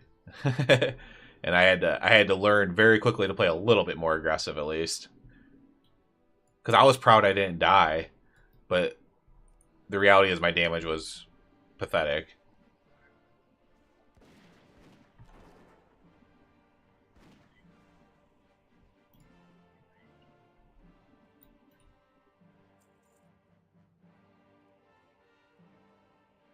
Yeah, it was Nighthold, and I just did terrible damage.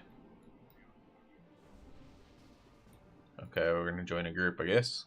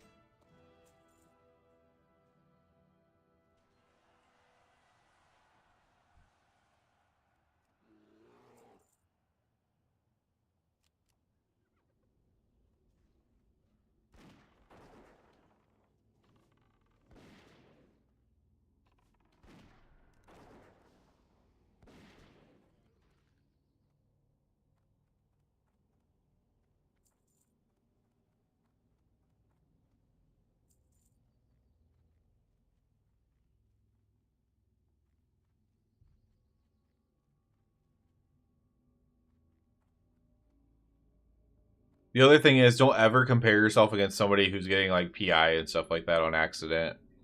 It's just a small thing. It's not a huge amount of rets that are, getting external buffs. But if you look at the top parse or whatever, right? Like, don't look at the top one. Look at the top one that did not get, you know, power infusion or whatever. If you do look at logs, don't compare yourself against people that are in the perfect situation if you're not also in the perfect situation.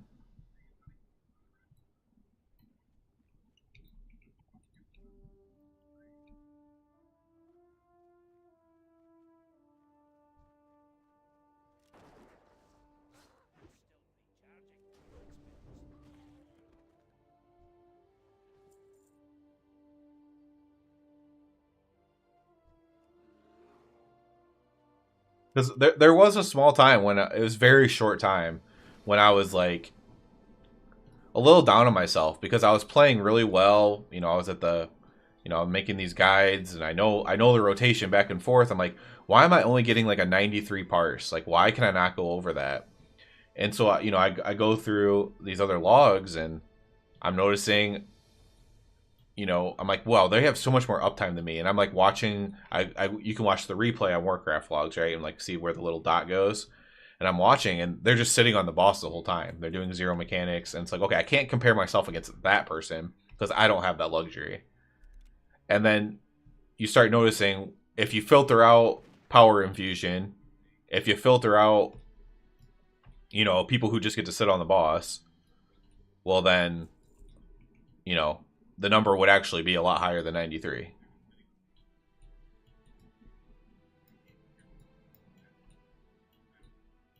And at the end of the day, some people only care about the number, but I do think context matters a lot.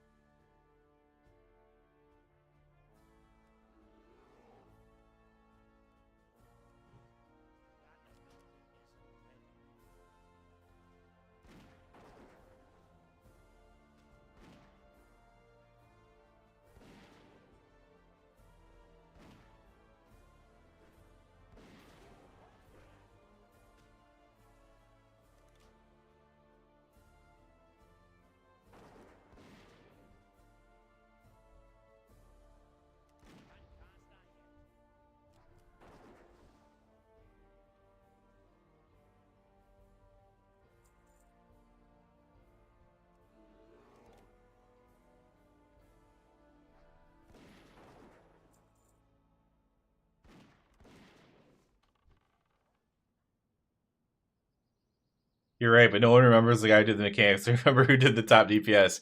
Yeah, that's true. That's unfortunately true. I mean, it's true in the big sense, but your raid team will appreciate you for doing it. All right, man. I'll catch you later. What's min? Call you Min, maybe.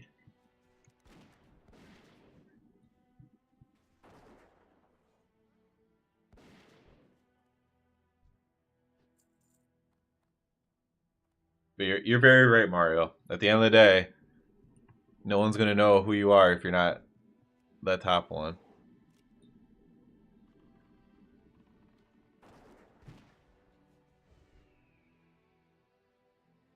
It's hard to get to the very top one though when the top ones are getting power infusion, because then it's like, oh, I'm gonna pay gold to the priest in my guild to give me power infusion. It becomes like this really nasty thing.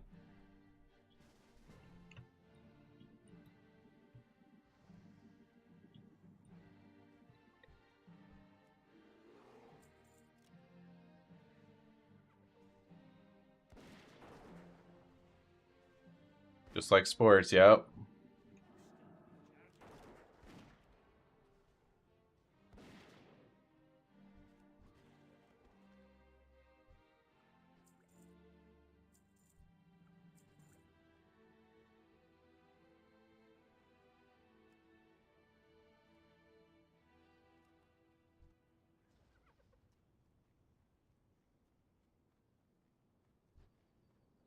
Yeah, the problem is, Mario, is that we had like way too many people like that in our guild already. It would have been a huge detriment. And at the end of the day, what I really wanted to do was kill the bosses. So we had we probably had 5 players who were trying not to do any mechanics, I would say. And that was too many on its own.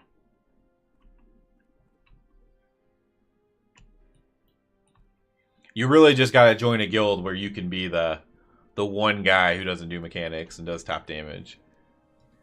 You almost gotta do a small fish or a big fish in a small pond thing. To some extent. But even then, if you're doing that, then you're not going to be in a guild high enough to get the high parses. So it's a weird thing.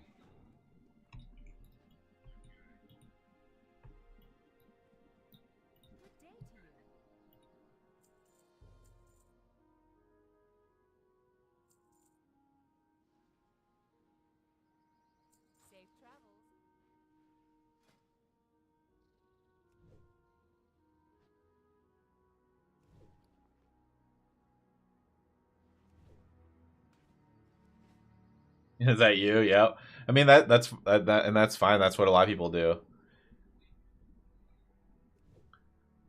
It's sometimes that's the way for you to have the most fun, on a personal level.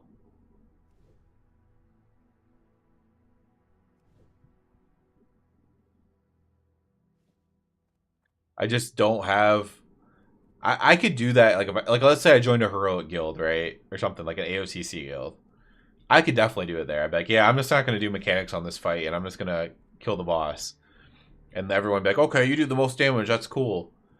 And then, but like, it's like continuing to do that while you climb the ranks is, I think, what's hard for me. Like, okay, now I join a new guild that's a little bit better. Now I have to convince them that I shouldn't do any mechanics too. It becomes like an arduous mental task for me.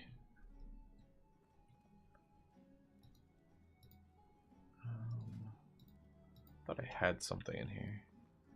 Oh, this.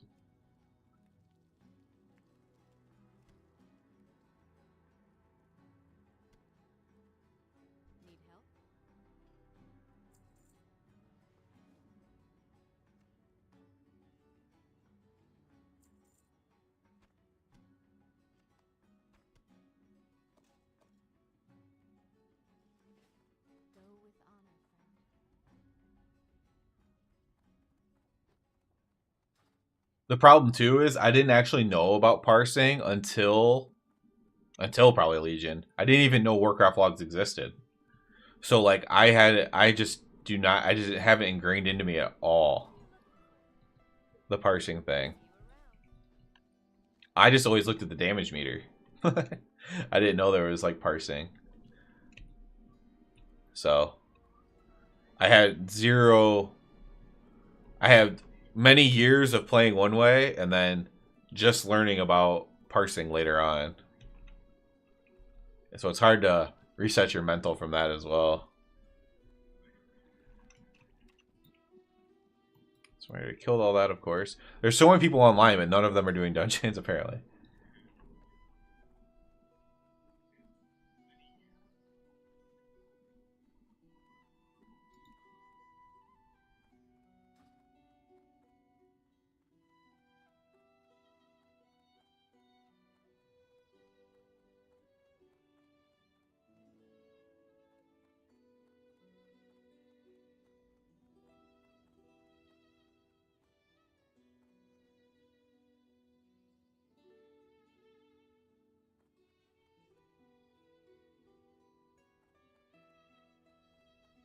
Oh, Murlocs. That's what, I was like, what am I doing, Murlocs?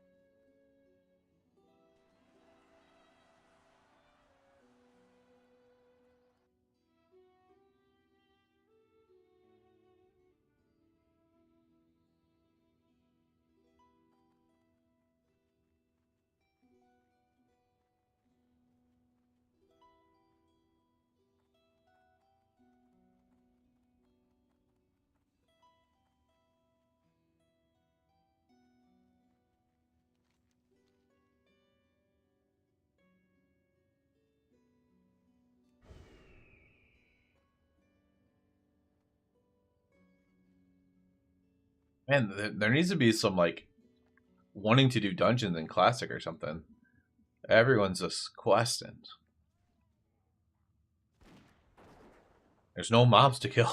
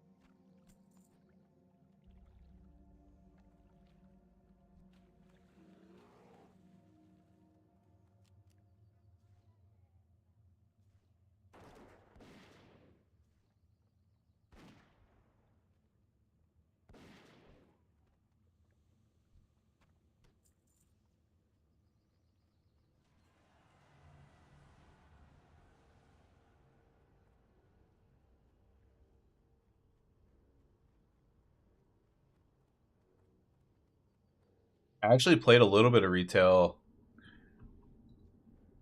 on Sunday or on Monday. Yeah, Monday and Tuesday. Yeah, I played a little bit on my Demon Hunter, just trying to get my rep up with the raid faction. Because I realized when I pugged the AOTC, I was completely griefing my group because I only had like 3% damage bonus instead of 15. And so, in case I do any more raid at all, whether that's a Mythic Pug or Heroic again or something, I want to make sure I have that damage buff.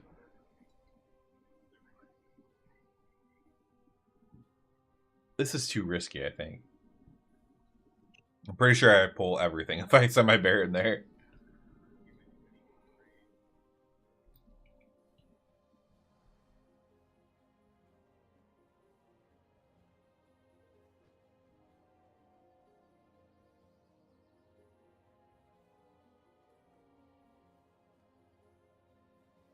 I just did the LFR on my Demon Hunter. Tanked it.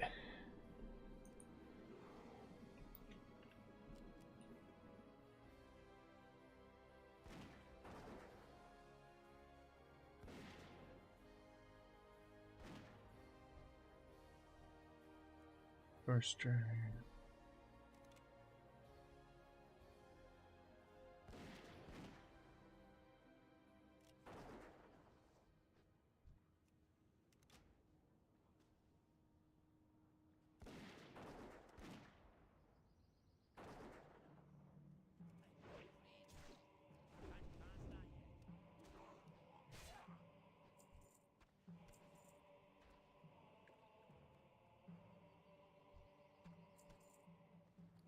Load up some of these clams.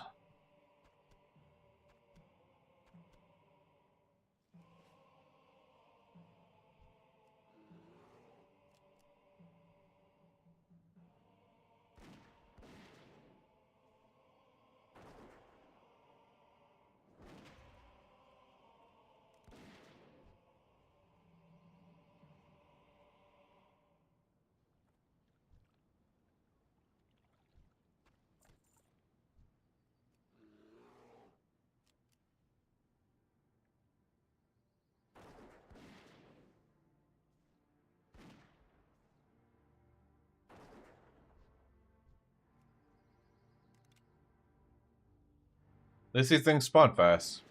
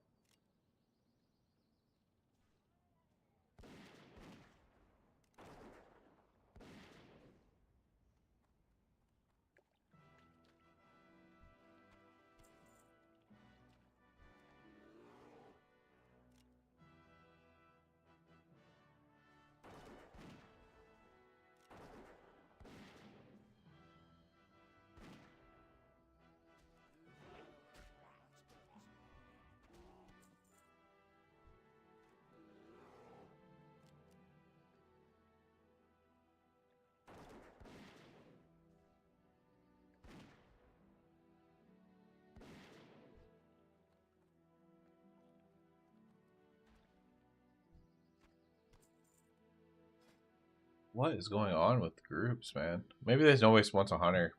Maybe it's my name. I'm gonna need that. They just know I'm gonna steal stuff.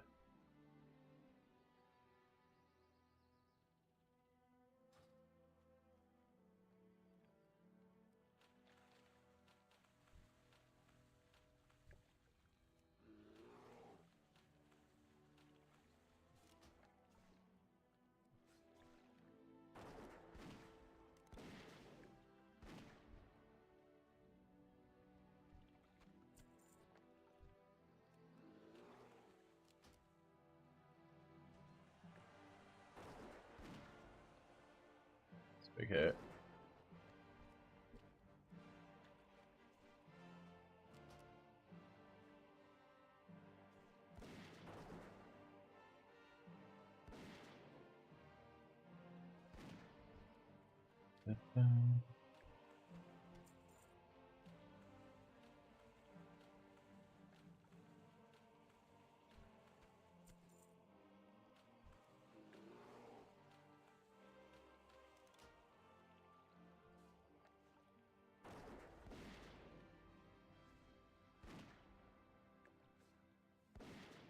The worst part about today is I've gotten invited to 2 groups and then they fell apart before we even started.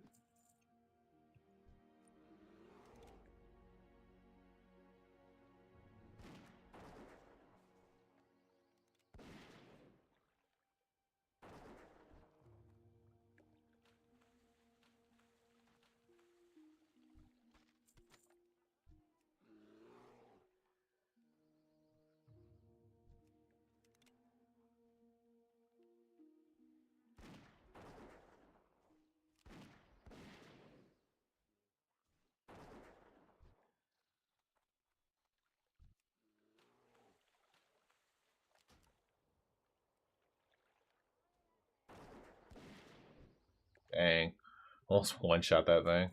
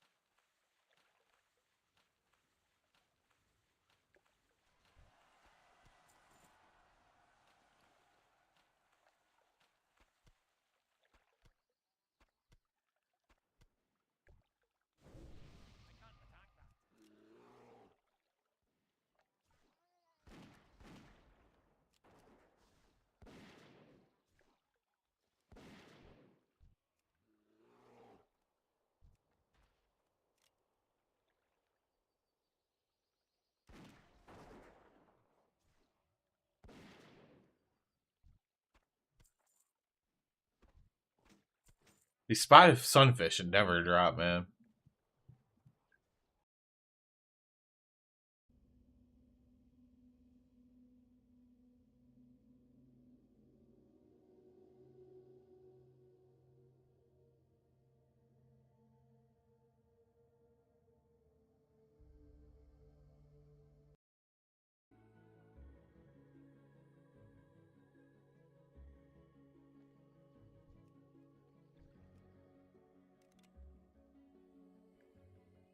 My pet is getting attacked.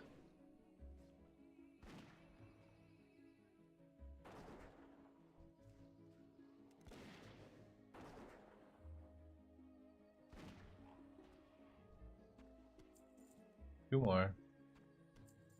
Feed this guy.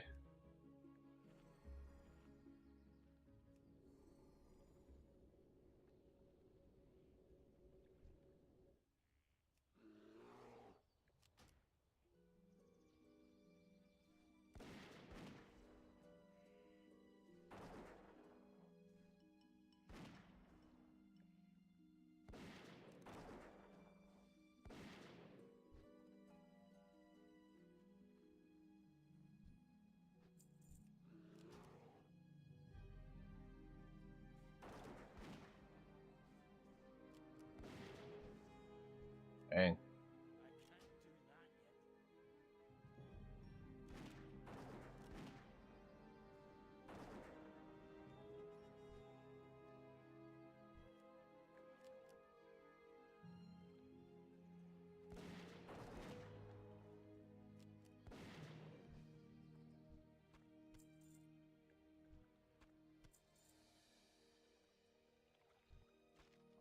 Yay, sunfish done.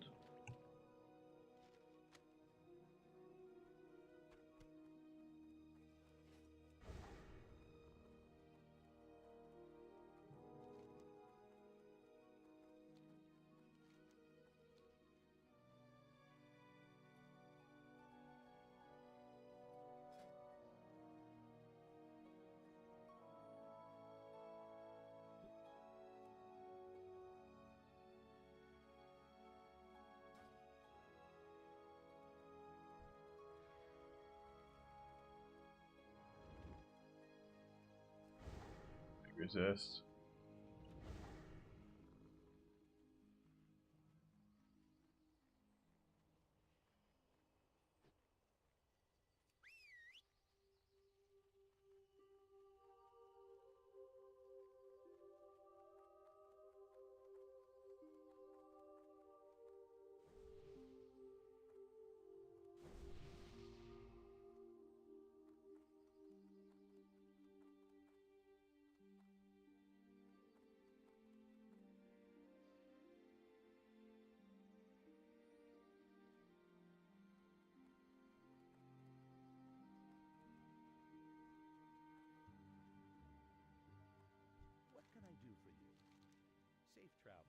Oh no. Let's all start. You need something? Don't need that.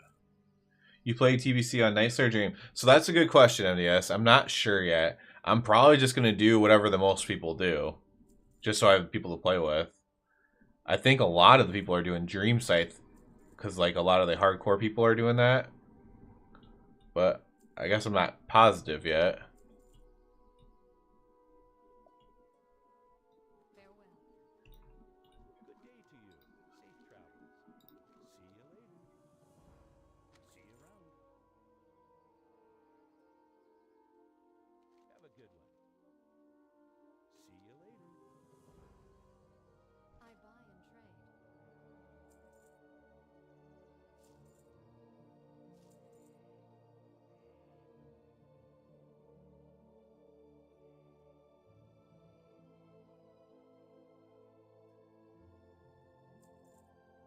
Light bless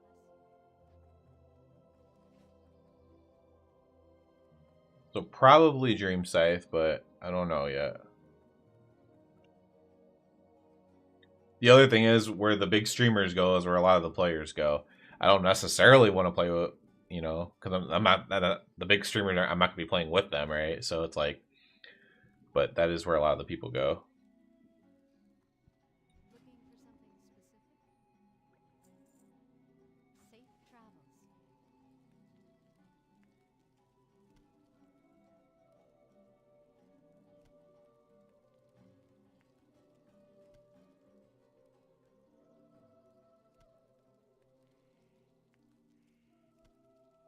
If my bear will eat these clams, I think I can sell everything else.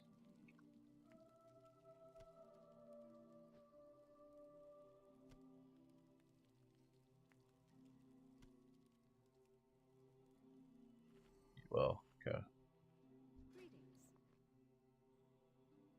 Well, in that case, we'll get rid of everything else.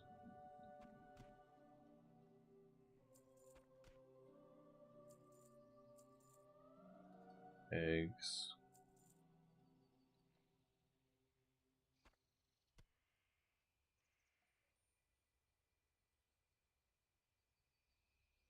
I think we need Murloc Eye, Murloc Fins.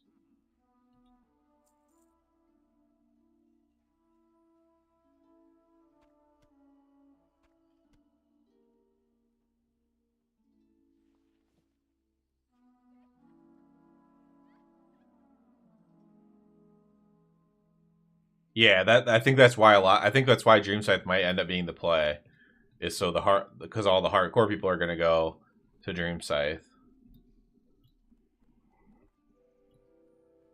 because they can't join the PvP. Yeah, you also have to deal with PvP. PvP can be fun though too in some ways, but a lot of ways it's not. Like the world PvP when you're trying to level and stuff. But I'm just gonna try to do a vibe check basically of what I'm seeing, and probably a few days before I'll decide. And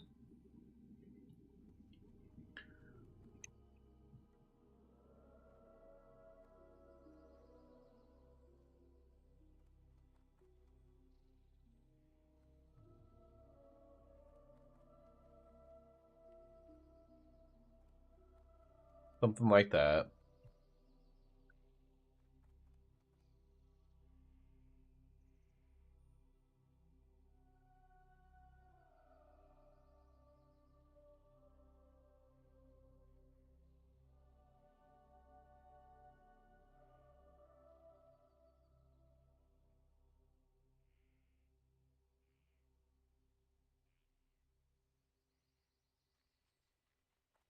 Usually the PvP server is a little bit more busy. I just wonder if the hardcore Andes are gonna change that.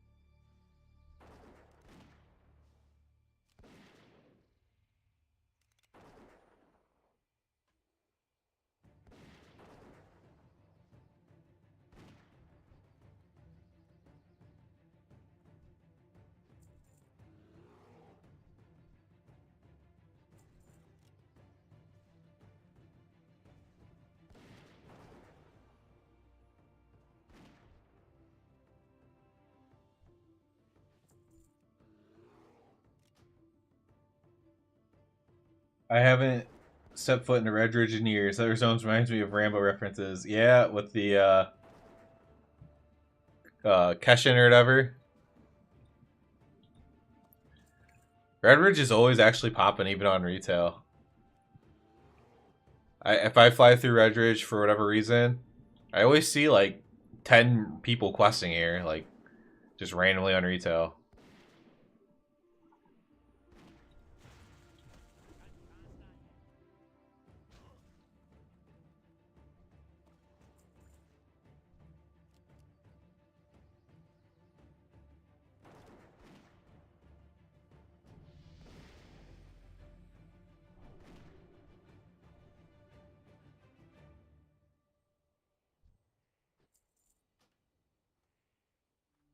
A lot of good memories in Red Ridge. Wait, where'd my bear go?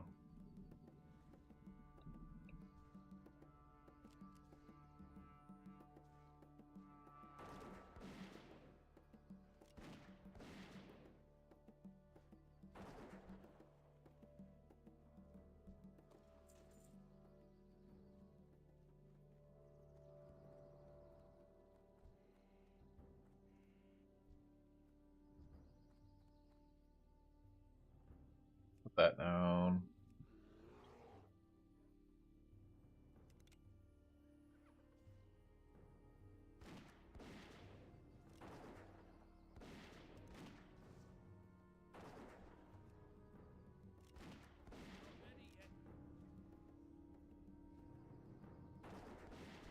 Ooh, big hit.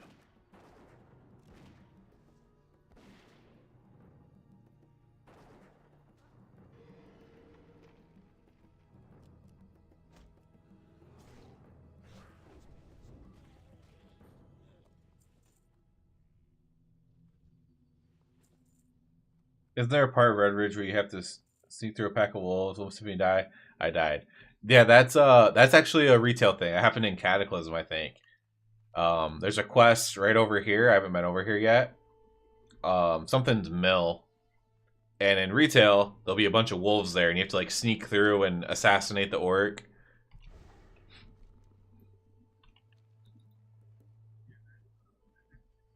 That is definitely a quest in Red Ridge.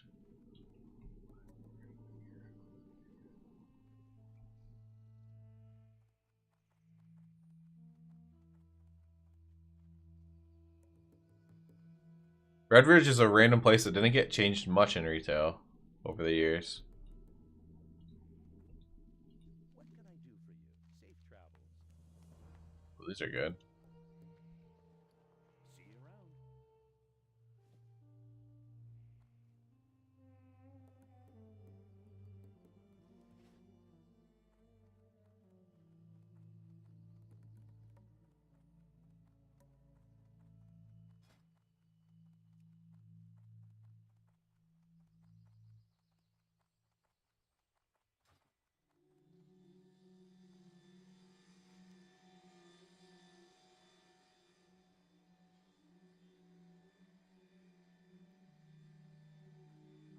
I mean, we could make our way through there.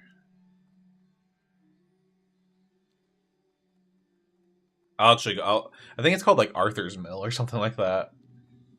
I'm getting close to it right now.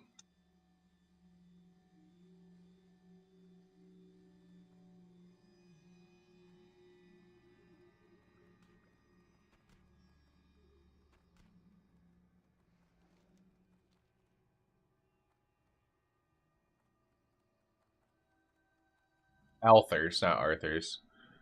But yeah, right here on retail. There's a lot. They did it because there's a lot of enemies here, anyways. It's a very densely packed area of spiders and stuff. But right here is all wolves, and there's a orc in the middle of it that you have to, like I said, like assassinate sneakily.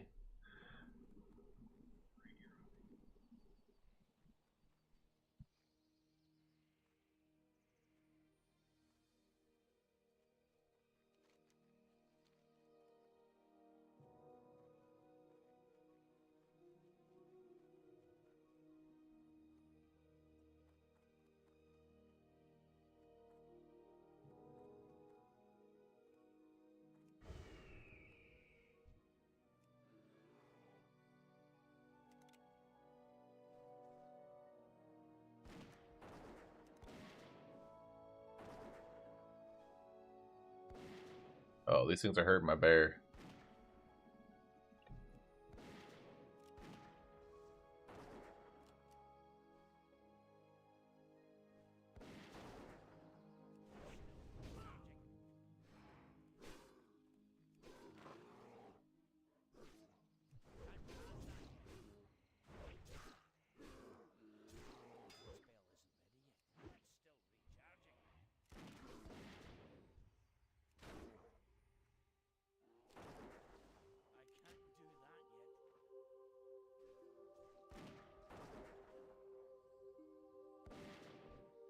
Not even close.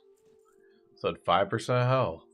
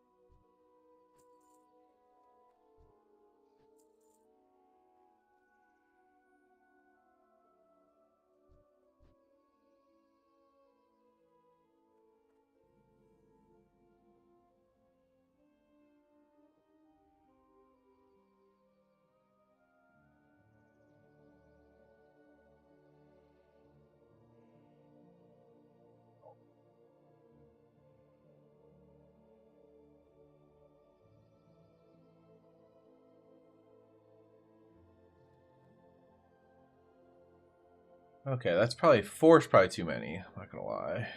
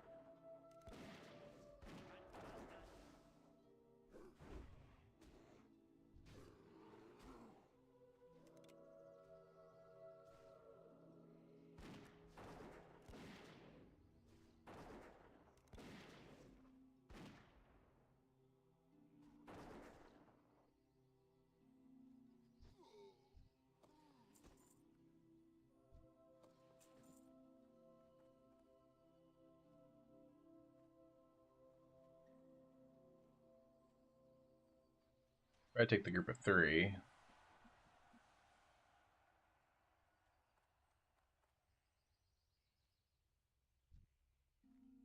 Put an ice trap down.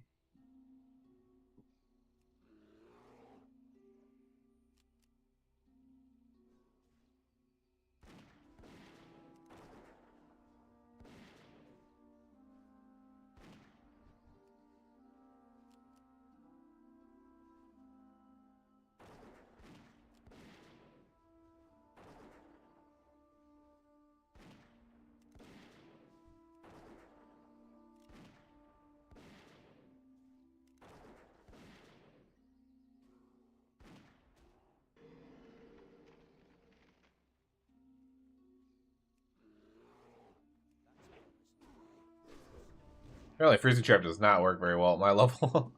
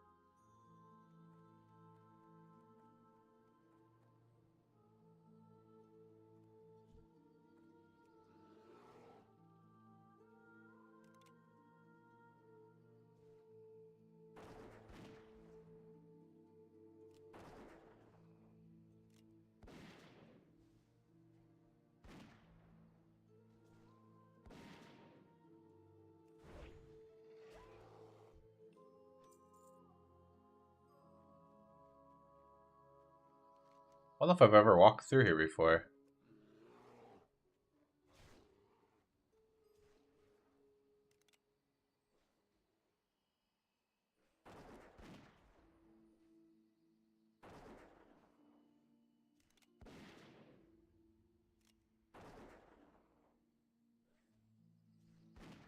Oh.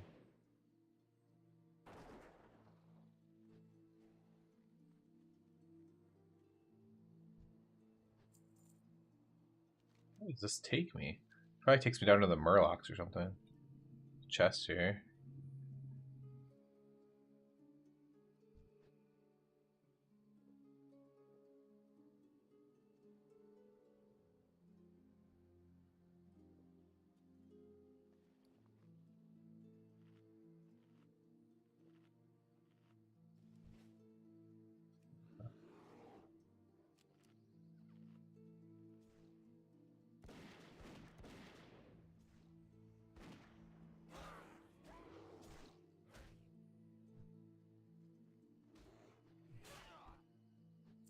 See if we can do this 4 pull.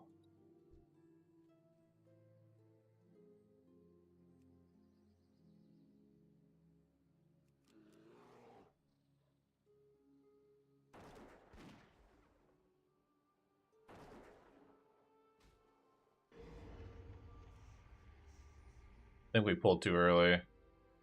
Yeah. That's unfortunate. We gotta reset.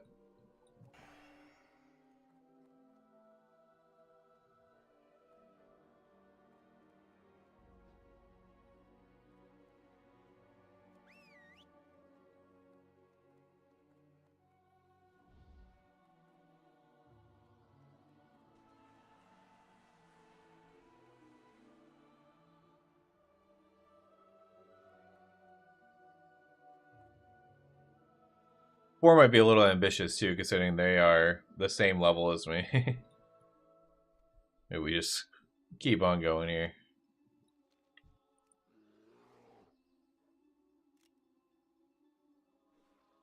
Or even some of them are higher level than me.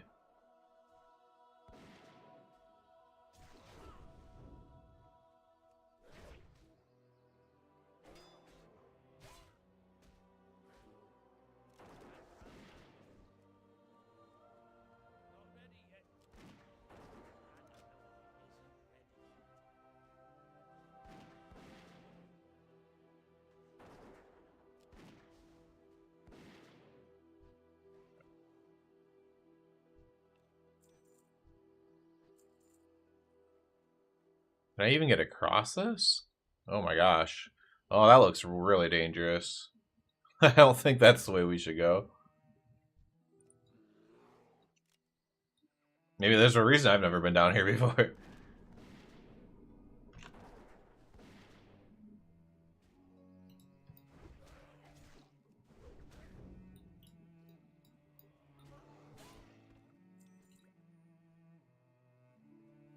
Could probably go this way, maybe? Oh my gosh, this is scary. It's probably dumb. I can hearth if I get stuck. I just have to not die.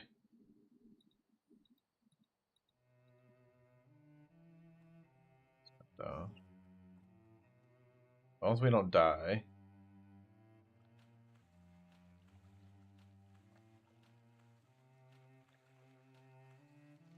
Yeah, this is a calm little river here. Okay, I think this is fine. This big circle is the big fall. This big lake here. This is gonna actually probably put me right where I want to be.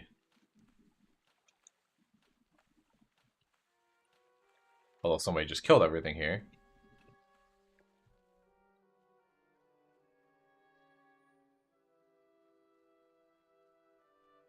Yeah.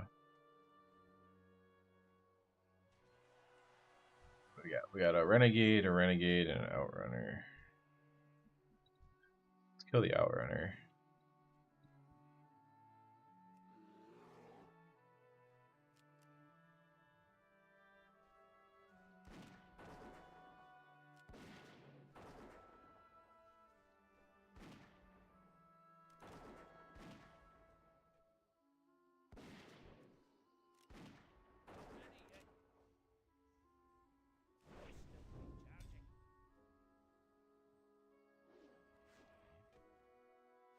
Kill at least one more before they attack or kill my bear.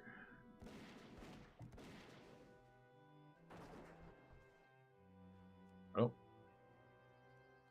Reset. I think there's like a leatherworking trainer up here too, which I might actually need to go to at some point.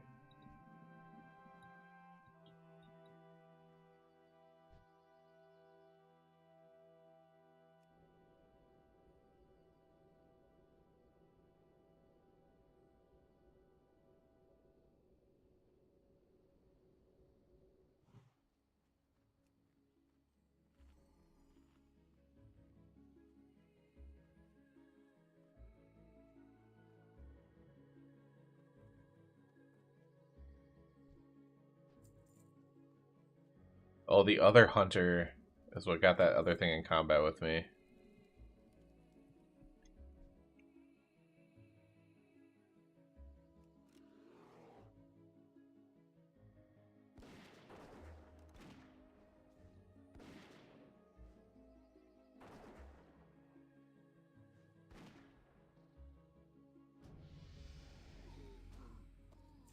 Oth Mommy's Incorporated. Can't say I want to join you guys.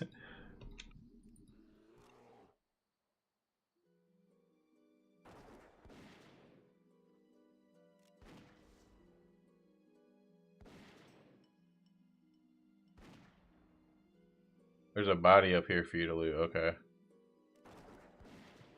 Okay.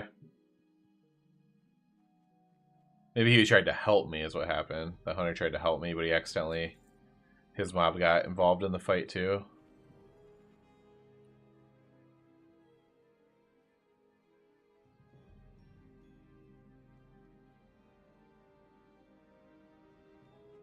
I see it.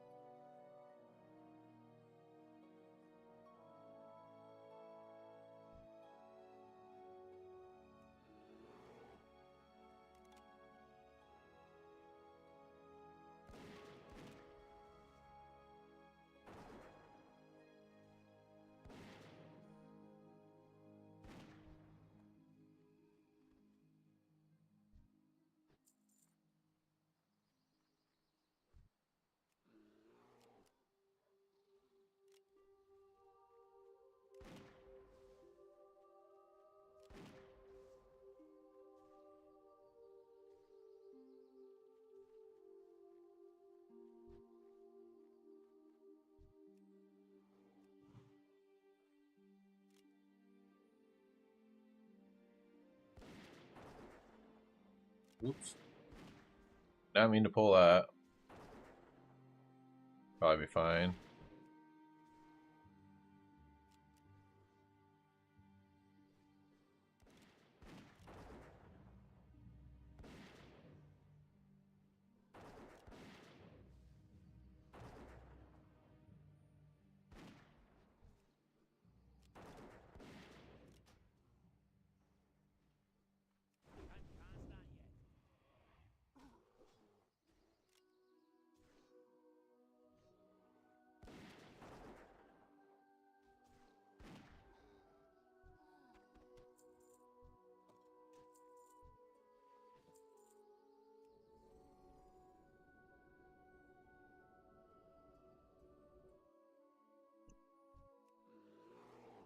It'll be fine. It's well equivalent to hold my beer.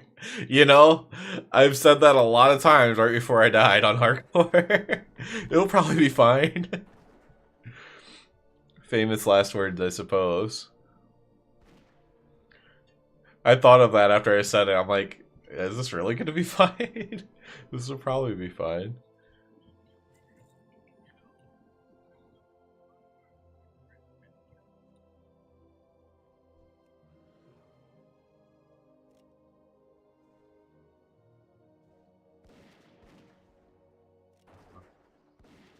Crap. I just want to join an active guild that did dungeons and stuff if I join one.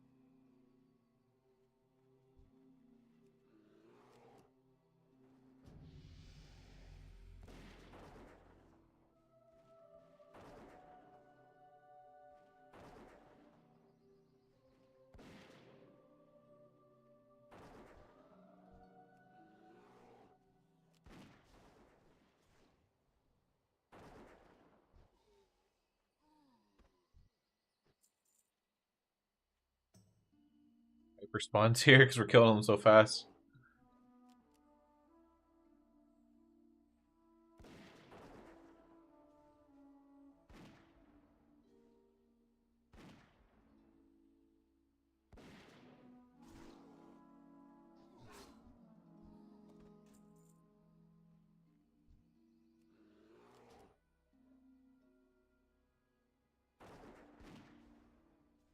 Great.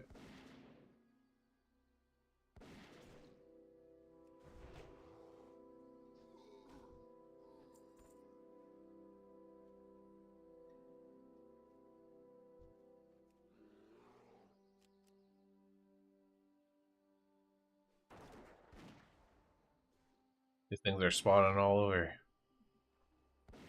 It's me and this other hunter destroying them.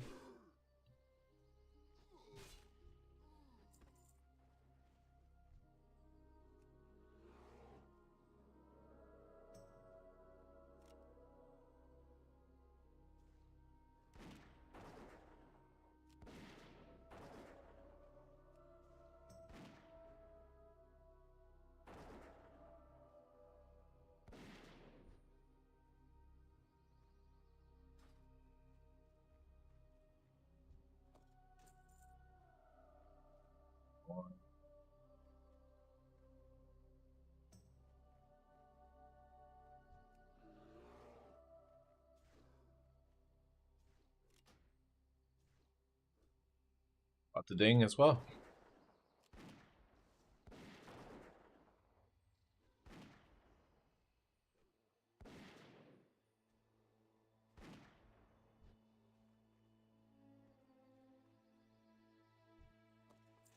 We got the last one. We'll kill like one mob on our way back to make sure we get the ding. Let's kill this guy.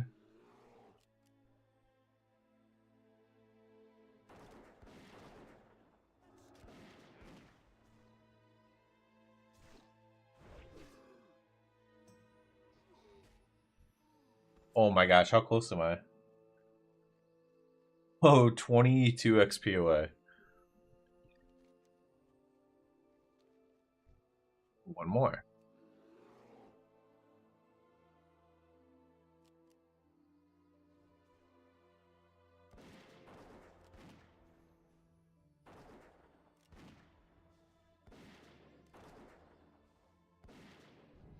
There we go. Ding.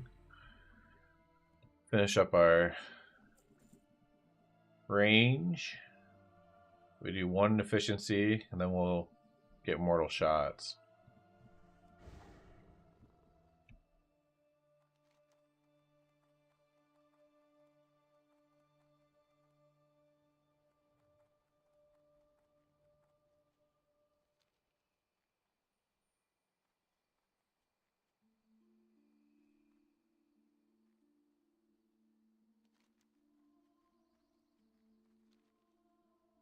I'm really disappointed we haven't found a dungeon group today. It's really annoying.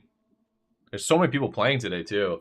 That's like the weirdest thing I've seen. There's been like, in every zone I've been in, there's been, everyone's questing. There's no mobs to kill, but nobody's trying to do any dungeons.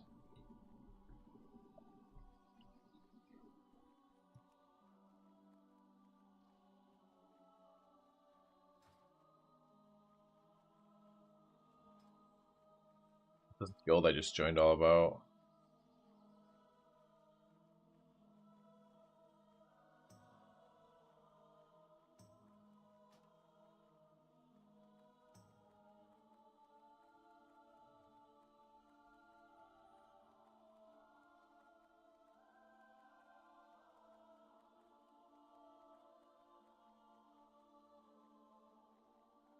Sounds about right for hardcore. Yeah, man. Normally it's not this crazy though. Like normally I get into dungeons. I love doing dungeons on hardcore. At first I was scared, but it makes the questing easier because you're not constantly having to do quests where the mobs are like higher level than you and stuff, which is actually more scary than the dungeon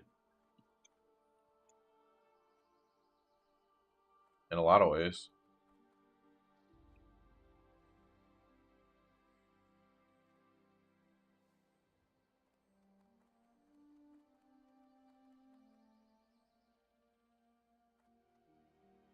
Right now, I think there's some stuff I could do, and I could finish those lock mode quests. I'd have to find a group though, because it was taking me too long to solo even one ogre. There's some stuff I can probably do in wetlands. Light be with you. Be careful. Go with honor. Going to Duskwood's probably the play. Light bless you.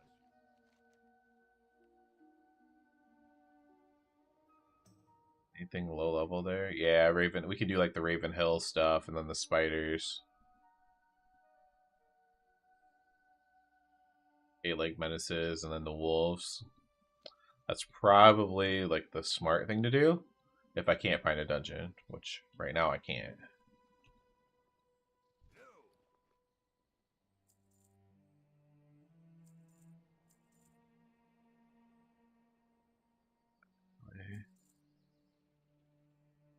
We never get hurt, so we never use our potions.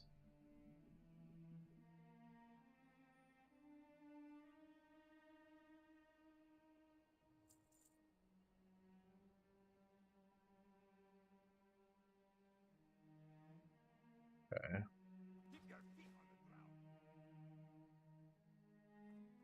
Now I guess we go make these. I gotta clean out my bag, so I think I have to go to the bank. Get rid of this pie.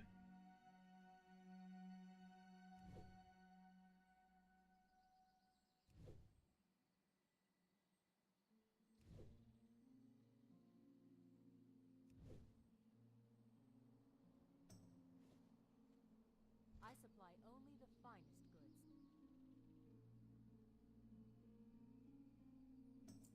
Get rid of that. And get rid of that. Let's go to the bank. Have a good one. We might be able to do some leatherworking as well. A little bit.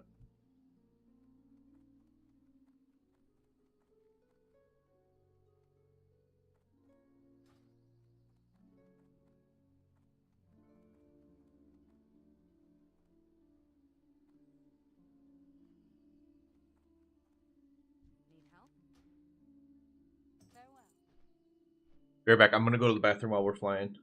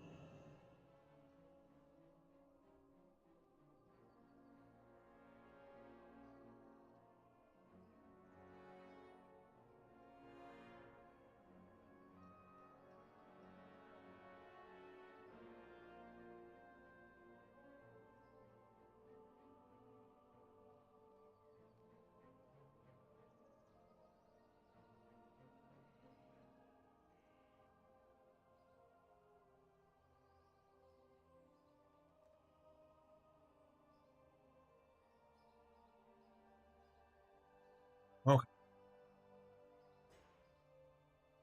Let's go to the bank and then try our leather working a little bit. And hope we get invited, but it's not looking good.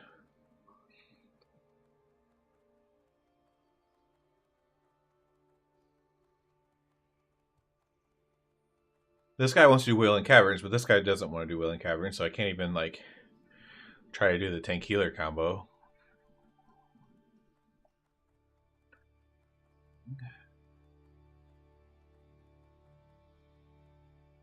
Hello. So, okay, let's get the leather out. Let's get the scales out in case we can use those. We're going to send that off. We can learn this stuff now. Learn that.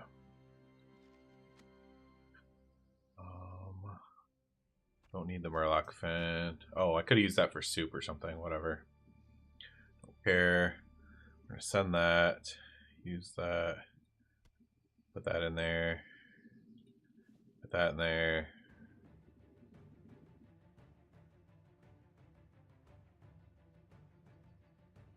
Okay. This.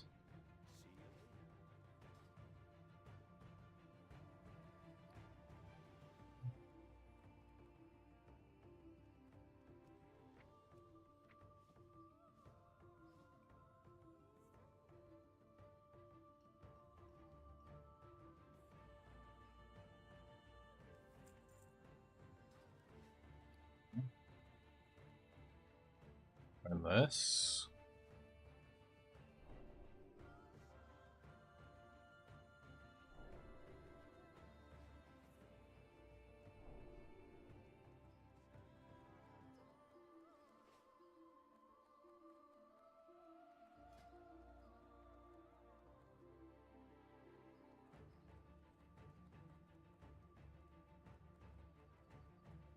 By the time I got any of the light hide, I couldn't use it anymore for skill ups.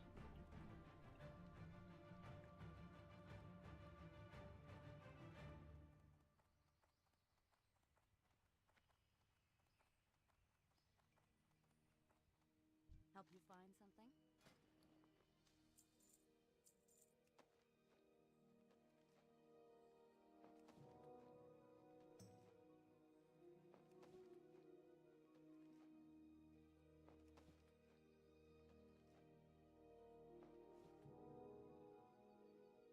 Gloves.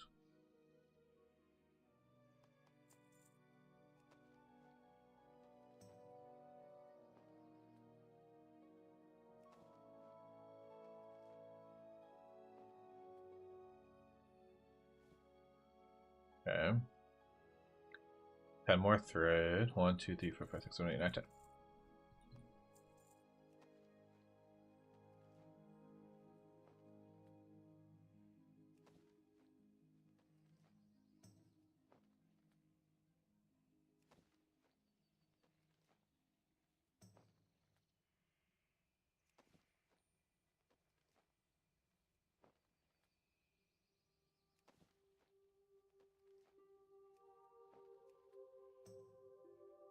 You need something?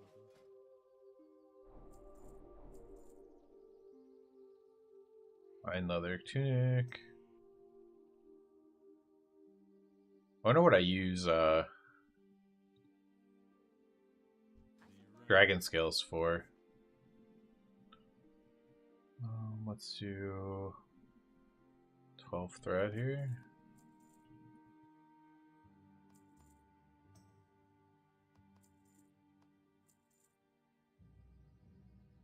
It's 5.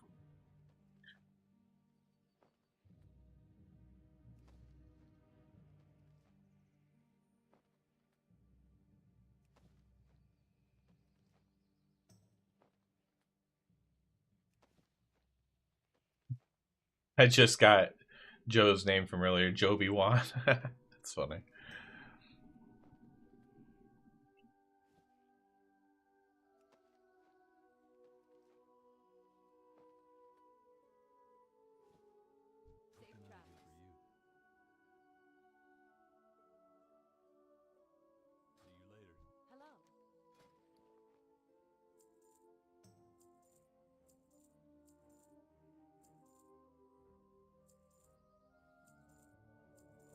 Put that in the bank.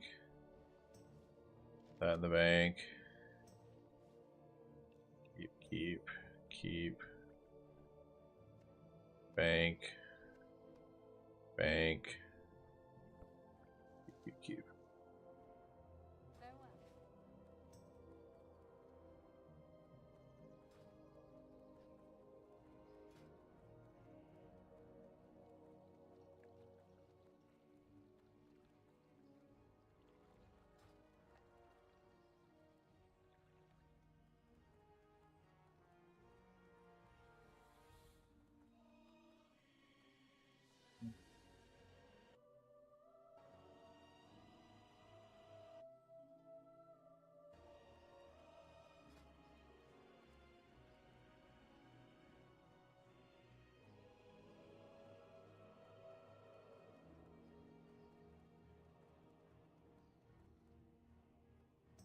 Farewell. Hey there.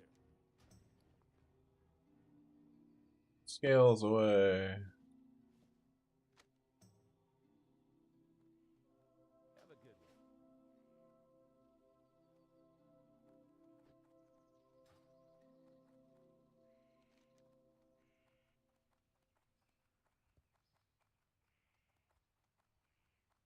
Oh yeah, BFD as well, but I'm a little low for BFD.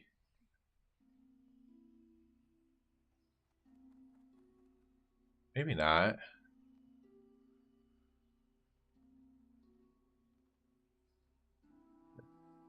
Oh yeah, a little low.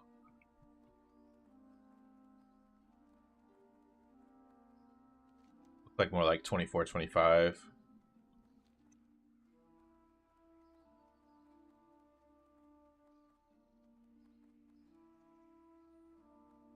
What can I do for you? Let's go grab these then. Wolves and spiders. That's where we be.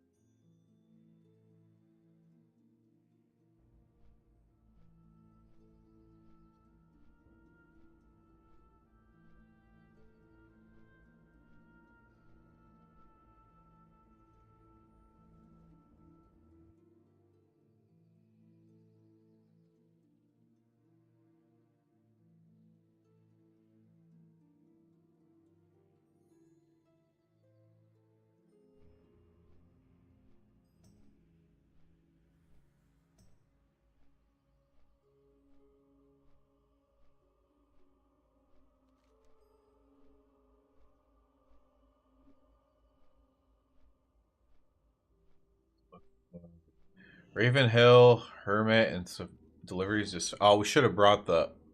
Gosh darn it. We should have brought the bronze tube. We can see if the vendor has it. I highly doubt it with how many people are online today. Like right down here or something. Bronze framework, rough blasting powder, no. Alright, well, that was a waste of time. Let's go back and grab that real quick. What can I do for you? See you around.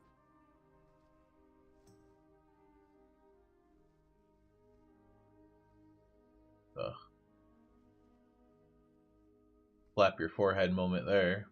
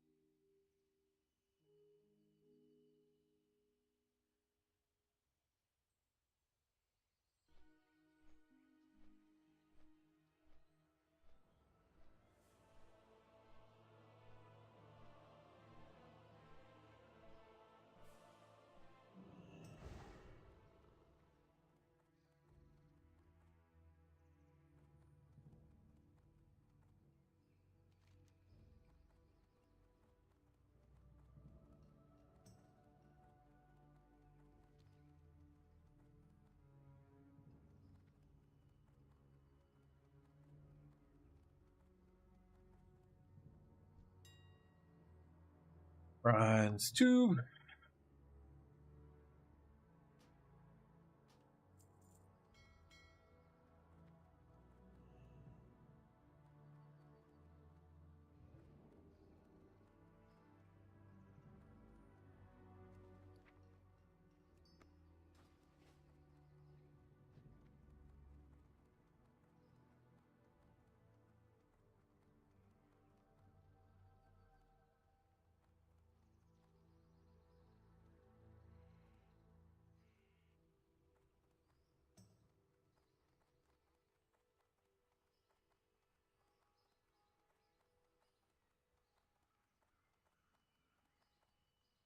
Well met. Go with honor. We'll do this fight again.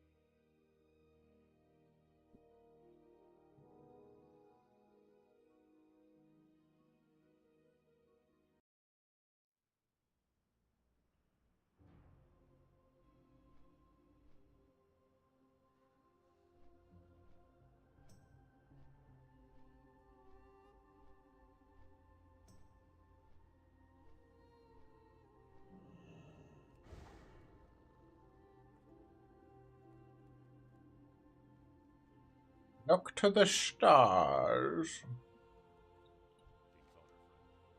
Encounter friend. Be careful. Light bless you. Be careful. Okay, Mary. Okay. Need help?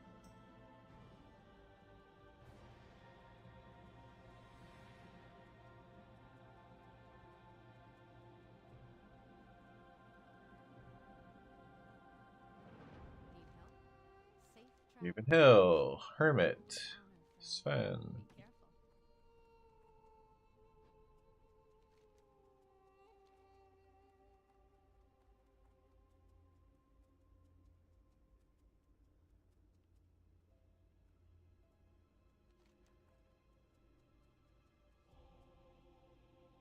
Think there's anything else I need to grab.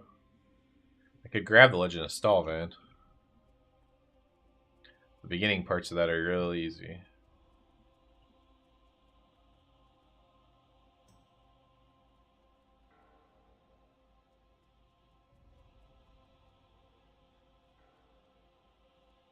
King's honor, friend. Light bless you. Farewell.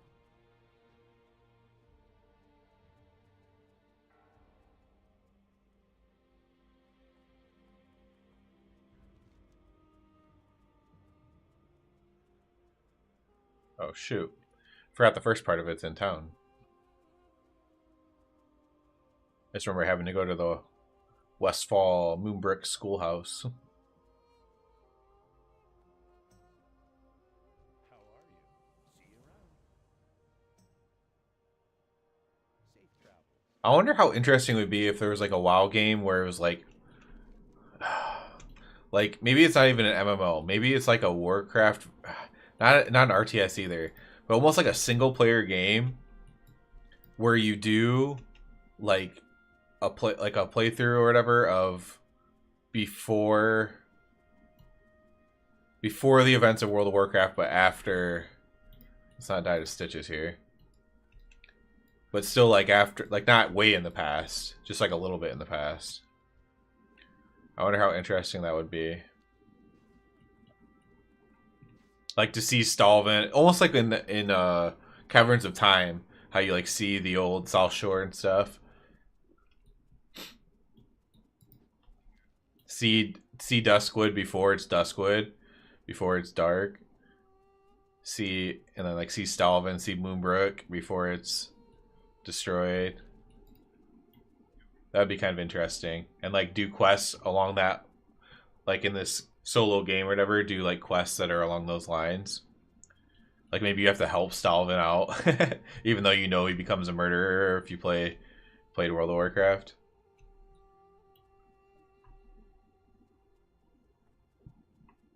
That could be interesting.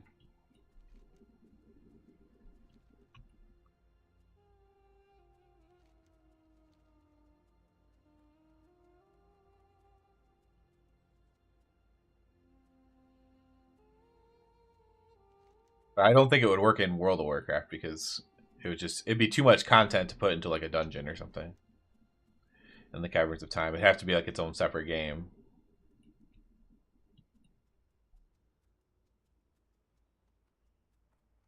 Yeah, kind of something like that. Like where you are, yeah, that's actually a better way to put it, like a zone-based time walking. If they were going to put it in the game, it would have to be like that. To where you could see the zones like right before all the events of the quests that we know. I think that would be really cool. Like to see what the Hermit was doing, you know, 20 years before this with his wife Eliza, and like see them and be like, oh yeah, help me go do this. And you have to like do a quest for him, and it could add like a lot of context. You know, see Morladim when he's alive, and I don't know. It's hard because there's like wars and stuff going on in the lore too at that time, but like a very specific pinpointed places in time. I think that'd be interesting because I always wondered more about the stories. Because a lot of these old classic things are really good, but it's almost like leaves you wanting more.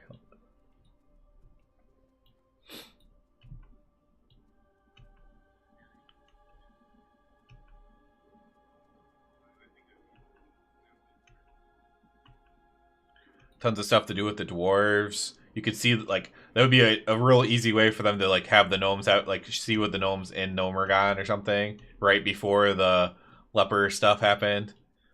Like there's so many things you could do to it. Obviously, I'm talking from an alliance because that's what I always play, but I'm sure there's horde stuff too.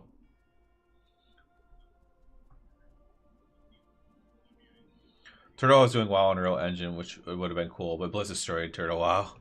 Yeah, I mean, I'm not a big fan of the real graphics on WoW personally. I kind of like that it looks the way it looks, but I don't know. I'm also just not a big fan of private servers or whatever. Not when they're making money and stuff. I think that's kind of a slippery slope. If a private server's making a bunch of money off of other people's property and stuff. I do think if it's just like there's no money being made, I think people should be able to do it for fun, but obviously it costs money to maintain the server. I get that, but it's a delicate balance.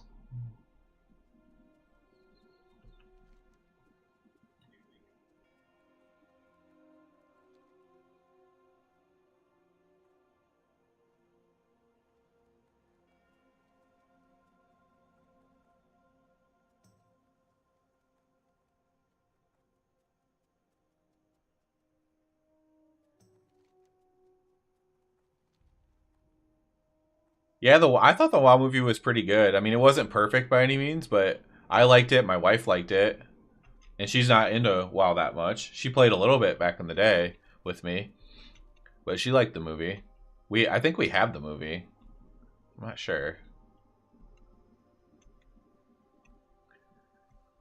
I'd love a movie. I would love a TV series. Heck, you could do what I wanted to do with a TV series too, like do pre World of Warcraft TV series, like right before World of Warcraft, not 100 years before.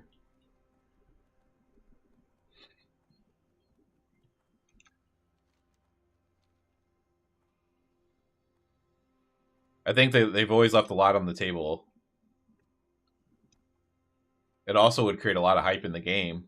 People who haven't played would see it pop up on Netflix or whatever and be like, "What the heck? I'm gonna try old World of Warcraft again."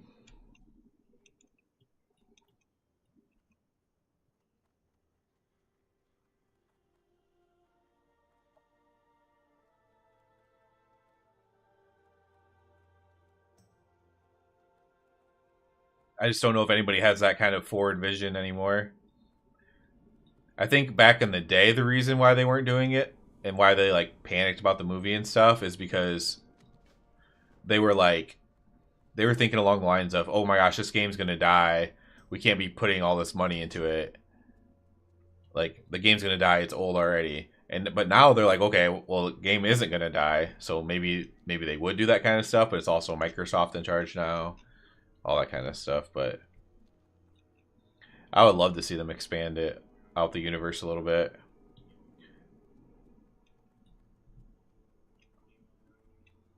There's a lot of interesting stuff that I think would actually work really well on like a film or TV.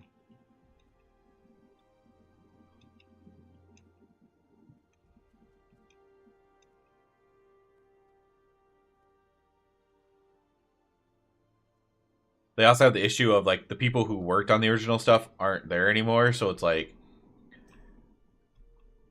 they would have to hire very specific people that know all the lore. Yeah, I mean, I obviously agree with you on that, MDS, about it not really actually dying, but the I think even internally though, because imagine being the dev, right, or on the dev team, and you have this game, especially post Wrath, right? So let's say you make Kata, and you're like, "Oh crap, we're losing players." They're like, "Oh, the game's gonna die." I could see them easily thinking that at least, right? Buy these. And so then, especially at like a corporate level, I said devs, but I guess more at like the Bobby Kotick level. And then they don't want to like spend other resources on the game because they're like, "Oh, it's dying anyways. Let's just bleed all the money out of it we can."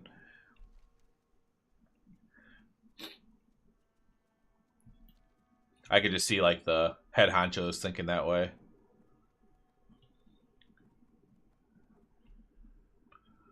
But now the fact that they are planning on it lasting a long time, like that's what they say openly, maybe they would do something to expand it out.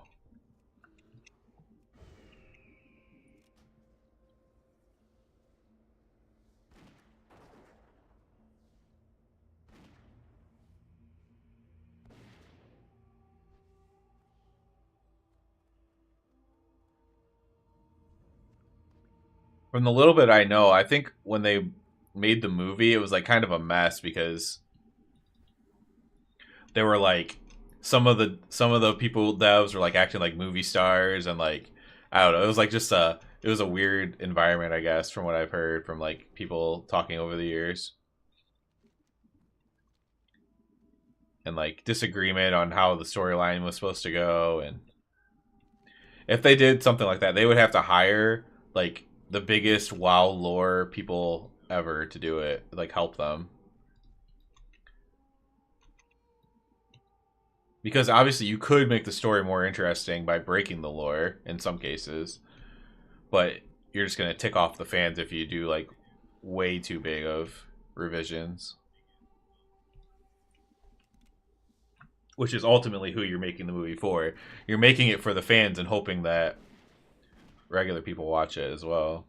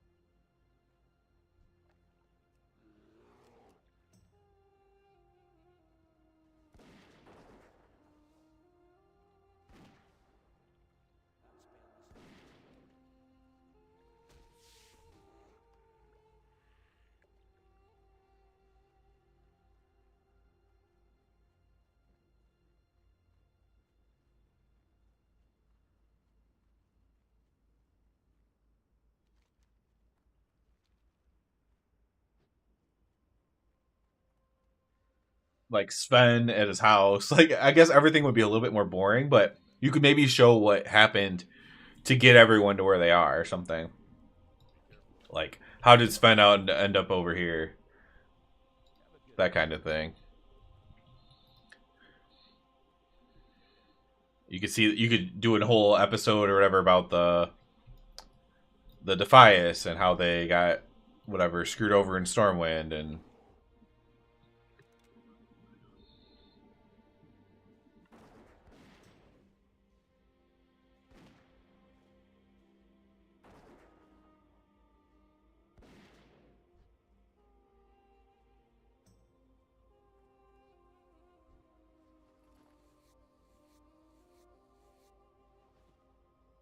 imagine WoW's going to make a ton of money from housing, so the game should last a lot longer. I imagine it's going to as well. I imagine they're going to be printing money because a lot of people who play retail are really into housing.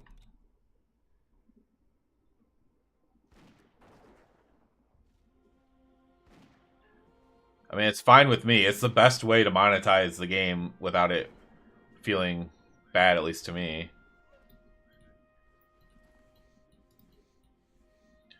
It's truly cosmetic, and it's like, I don't know. To me, it's just the best way.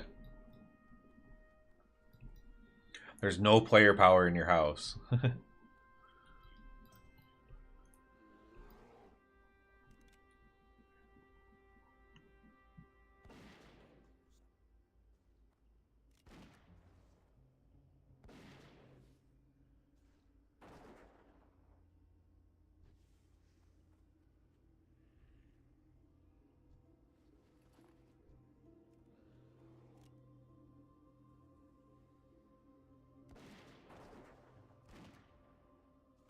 One thing I'm prepared to have happen, but I'm like still like will be sad if it does happen. Is now that housing's done, are they gonna lay off all the devs that they hired to do housing? Because when they hired that whole team of devs in Boston, that's what it was for, is for the housing. I think WoW needs to eventually solve the what's the point problem that housing can have. Maybe portals you can place a fast teleported house ability. Yeah, I mean, ultimately, we don't see the points yet either because the endeavors are kind of the point. So, like, community tasks. I think what they really need to solve is making sure that everybody who likes housing also, it's easy for them to find an active community to do the housing with. Because the endeavors, they take, like, your whole guild or your whole, neighborhood. So, making sure that the solo player can find an active neighborhood fairly easily to take part into the point of it. And then from there, once you have like a community, then that's when like, the point of it's like RP, it's like that kind of stuff.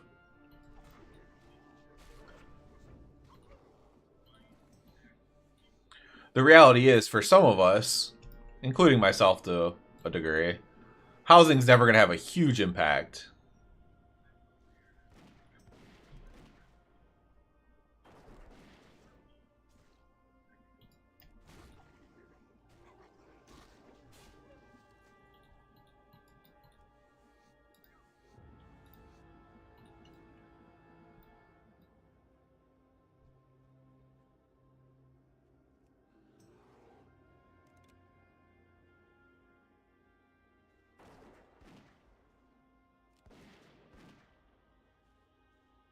They also could do things like obviously they do it on social media, like highlight people's builds and stuff like that. But you could also do like actual contests for it as well. They could hire like a creator or something, a big creator to like judge it or a group of them and like do like actual housing contests, have different themes to them. And again, these are housing's going to pay for itself. So this would just be if they felt like it would generate hype or reward the player base, whatever.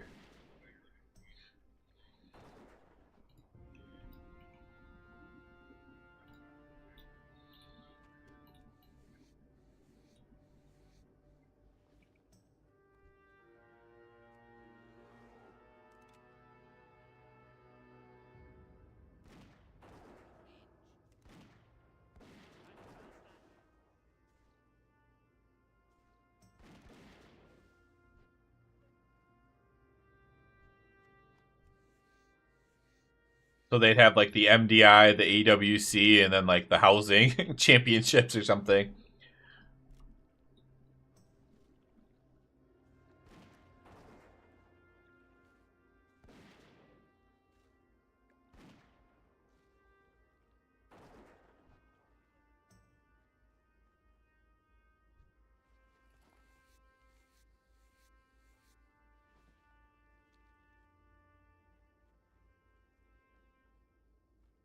Yeah, probably MDS.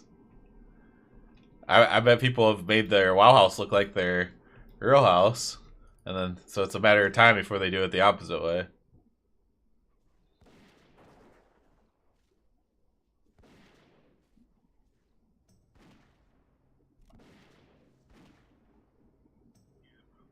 The housing is sweet though. Like, it makes me wish I was into that stuff. Like let's say I was into RP a lot. Like, I would love housing so much. It's such a good feature. It might be the most polished thing they've ever put in the game. Which all they had to do was hire an extra 100 devs.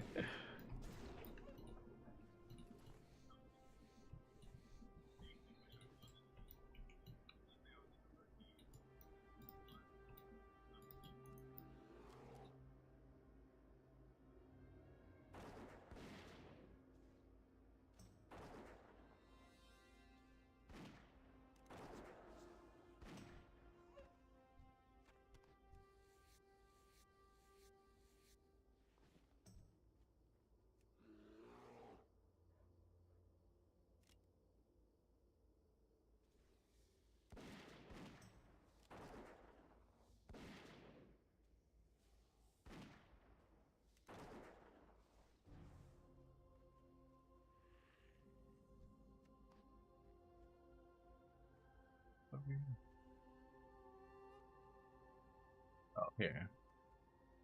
They should allow you to place non-combat pets in your house. If you can make some of your alts wander around the house, that would be nice. So they are. I think they are doing that actually. The non-combat pet thing. If they aren't doing it like immediately, I did at least see that they talked about it. So maybe I could be wrong that they're like not actively doing it, but they at least talked about that.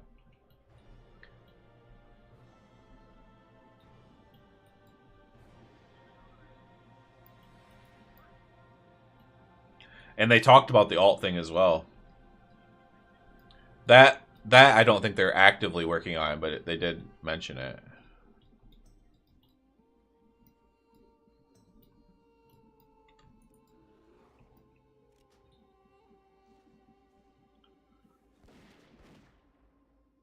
But yeah, if I liked RP and stuff, houses would be so cool.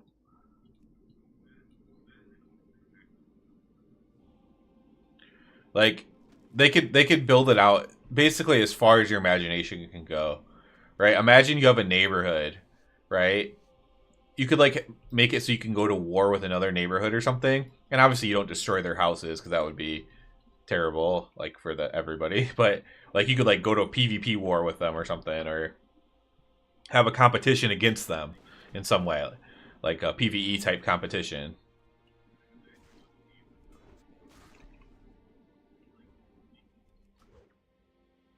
It's like there's so many things you could do if you really wanted to.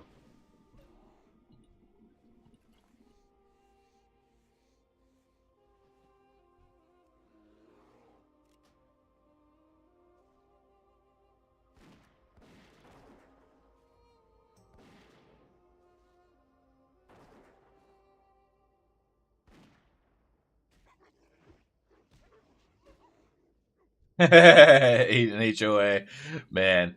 I do not get so HOAs are not super prevalent where I live, and so every time I see anything about an HOA, it triggers me because I can't believe people let people boss them around like that.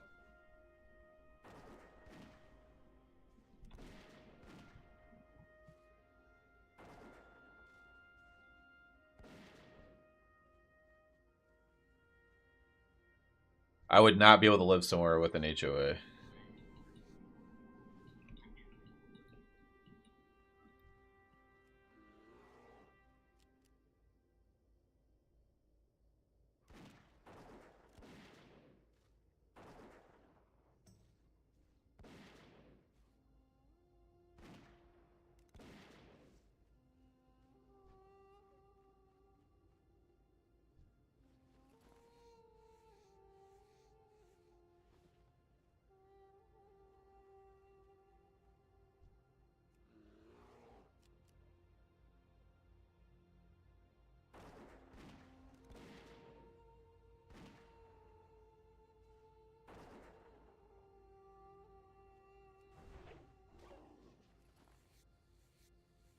I would never want to be a part of one. I don't own, but I would have to say I'm not joining. Kick rocks. Yeah, like I live in a pretty rural area. It's pretty rare here. I think there are some like occasionally, like in like a subdivision or something. But I'm also lucky enough to, well, I have a mortgage. I don't know if I could say I own the home, but I have a mortgage. But homes are a lot cheaper here than in the big cities and stuff. Well, not anymore, but they were when we got our mortgage. Thank goodness. We wouldn't be able to have our house if we had to buy it today. Unfortunately.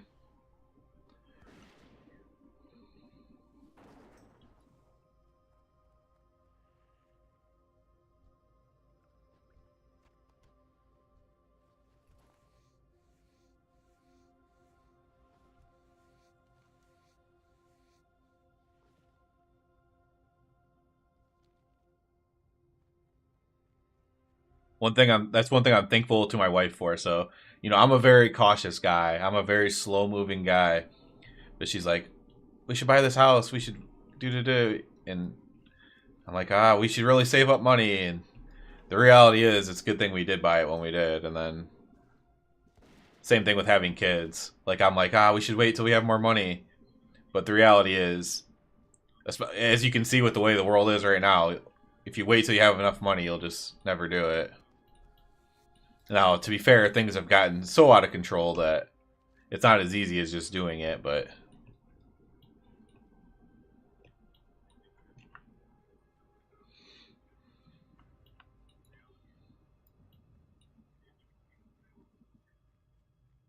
yeah, without my wife being more of like trying to push for it, we probably would have waited too long if it was up to me.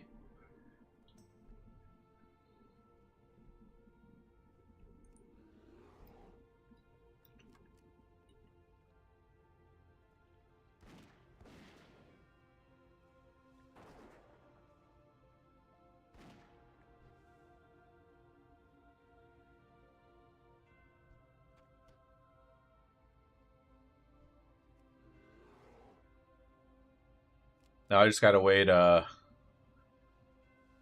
long is it? Like 17 more years, 16 or 17 more years, and I'll have the mortgage paid off.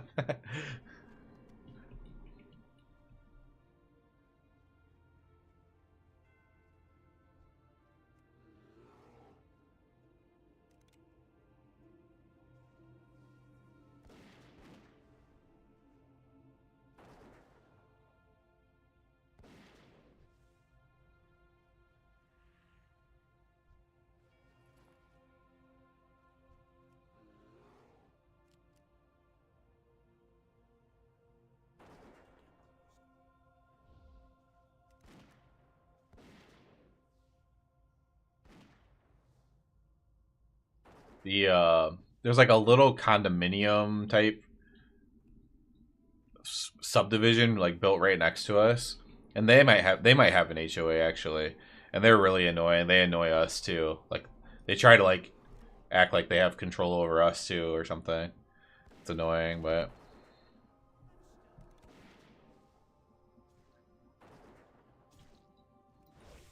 don't care much for them.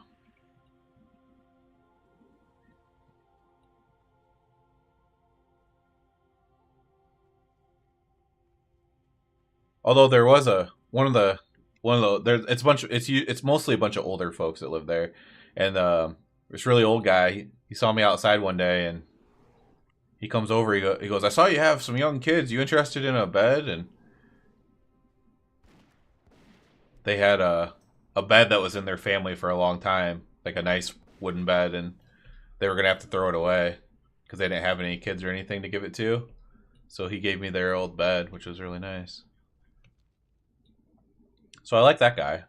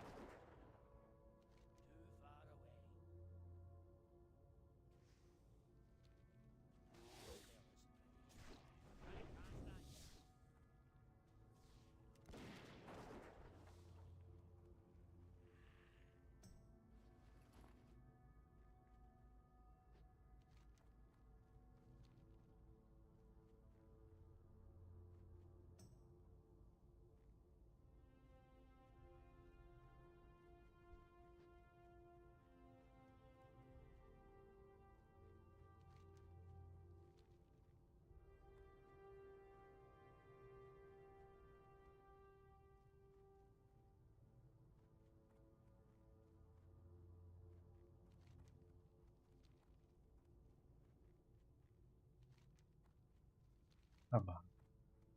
2 more. This is the fastest I've ever done this quest.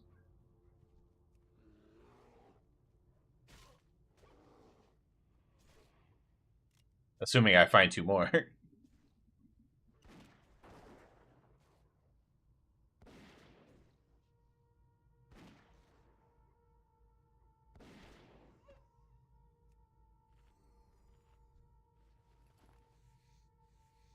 Just once a month. We're it's just the only way we could afford it was, you know, once a month, 30 month mortgage or 30-year mortgage. Not the best thing, but again, you know, we got to have kids, we got to have a house before the housing got to where it is today.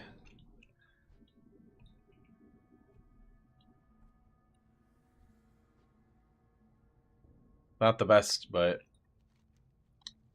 that's our life.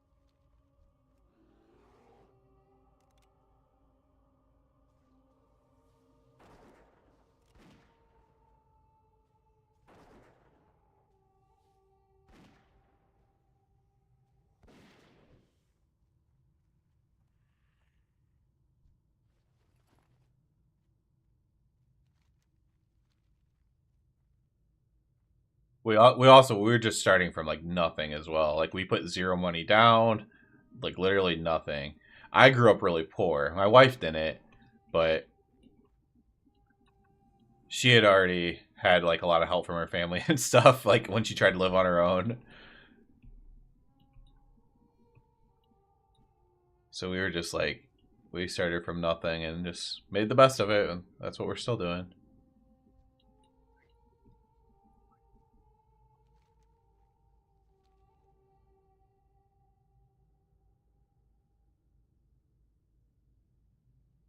I mean, that sounds kind of smart. Pay the same amount a month, but split payment into 2. After the start of the month, the other keeps he will pay the house off a few years early with the same payment. I mean, that sounds really smart.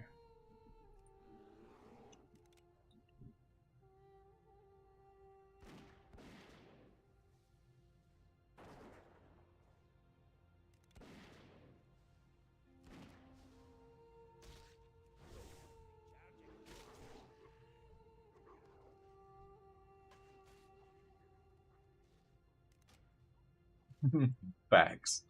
After a couple gags.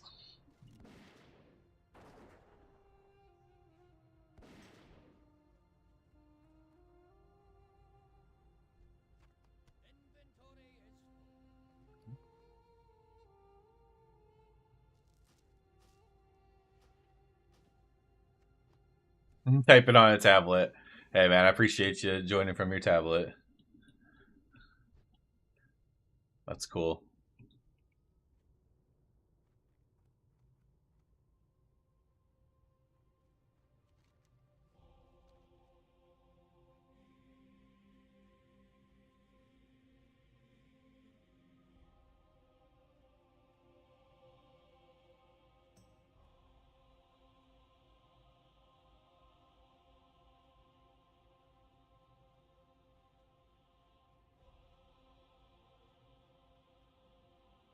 It's our last pygmy.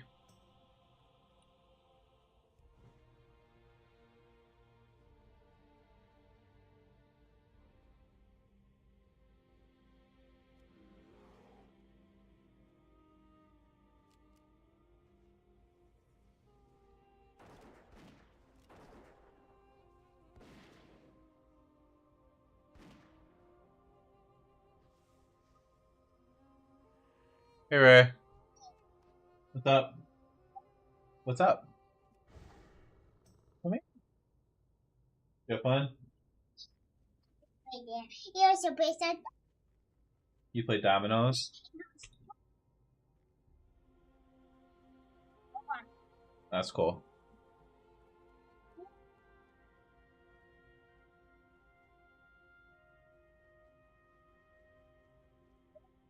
Okay.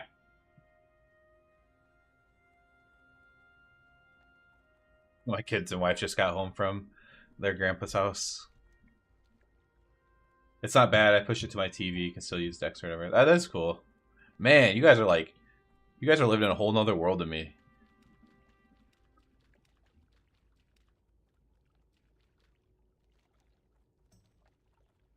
Just casually know mortgage stuff, and I don't even know how to do that. Tablet to TV. I'm like, I'm living in 1995 over here.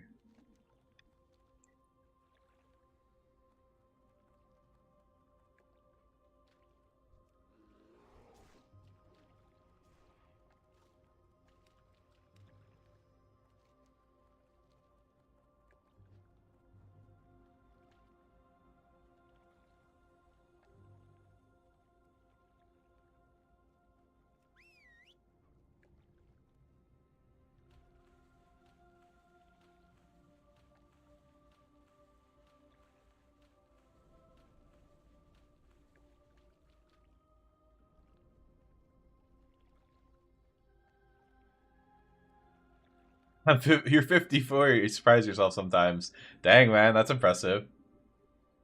Mortgage interest adds crazy. Double payments each month would turn a 30-year into a 7 to 8 year time frame to pay off the house.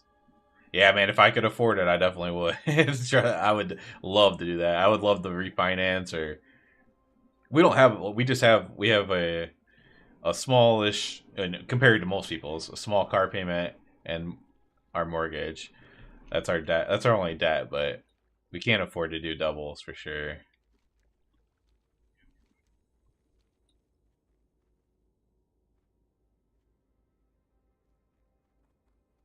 Yeah, but the interest is crazy. You're right.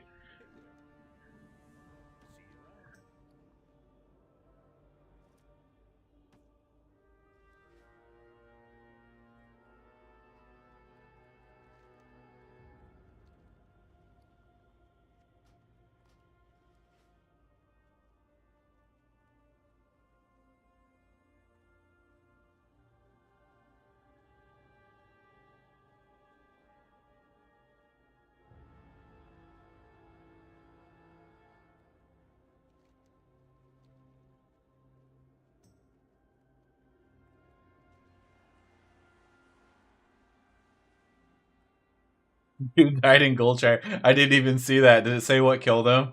I wasn't paying attention to the pop up.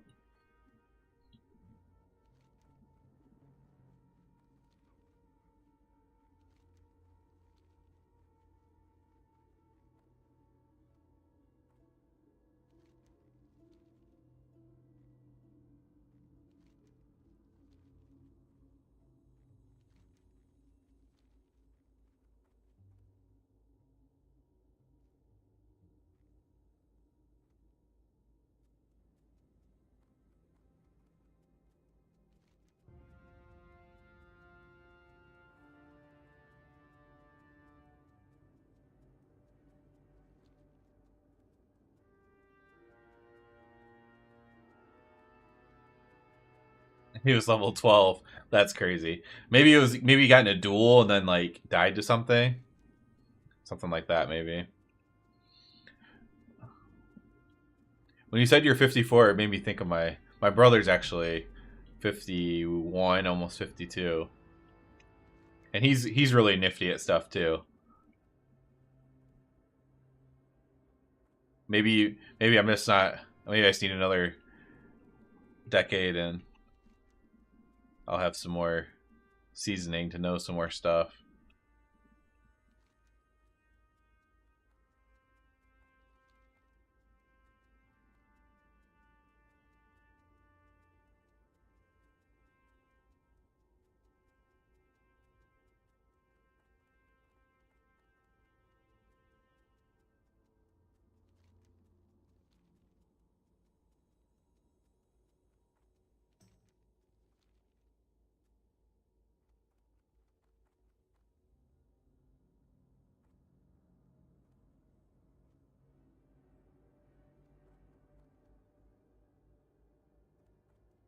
Oh man, Stitches just killed everybody.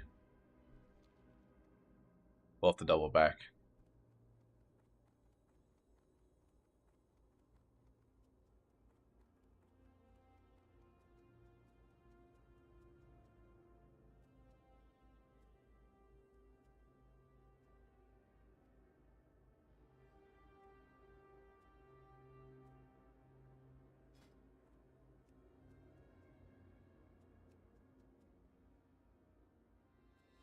Might as well leave this.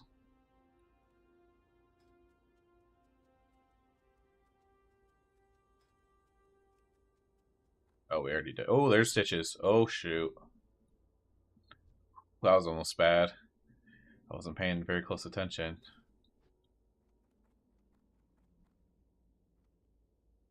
Well, maybe we just let him go terrorize the town and we'll wait for this guy to spot.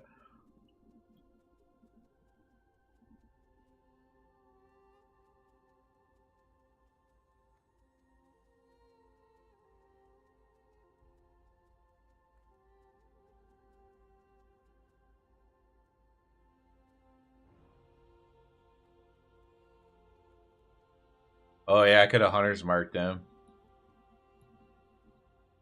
Dang it.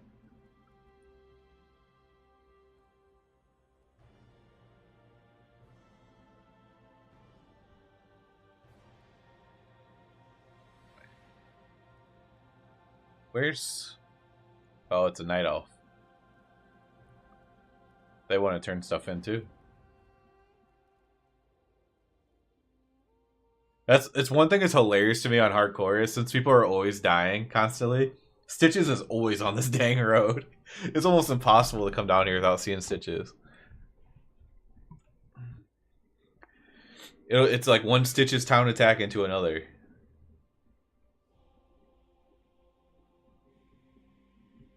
Ooh, a level 60 just died. Thistle Hills. This guy's running from Stitches.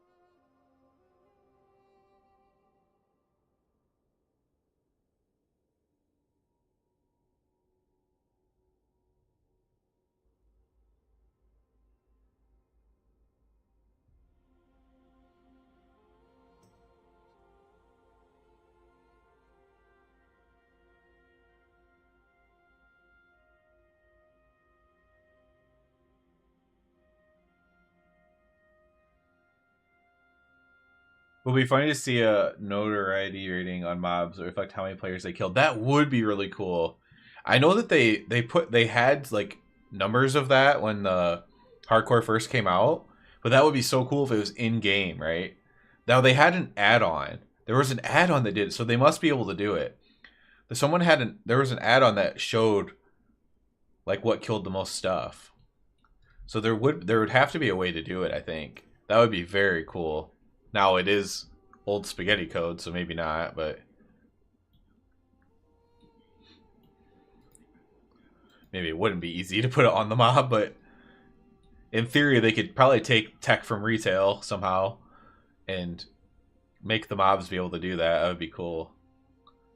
You could see like literally by clicking on the mob without an add-on like how dangerous it is. Because I know an add-ons that do that.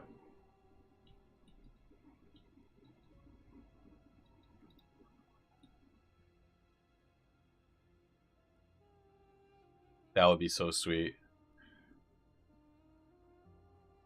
Maybe it could like list like some people, like some of the previous people it killed, like that mob killed or something too.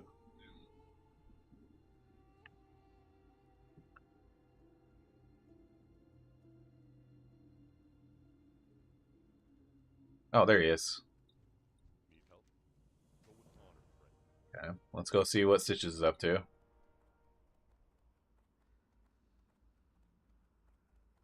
We will pay attention this time.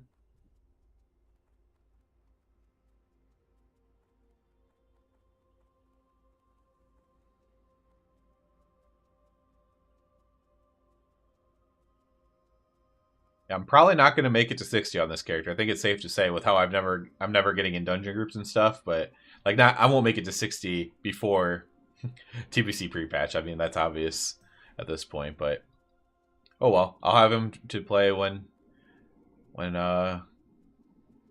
midnight gets boring at some point. A lull in content.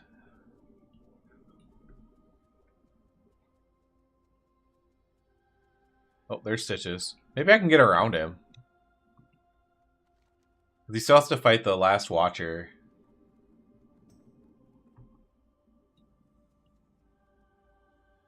Don't see me.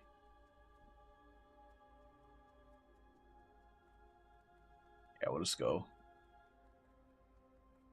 Turn these in front of him.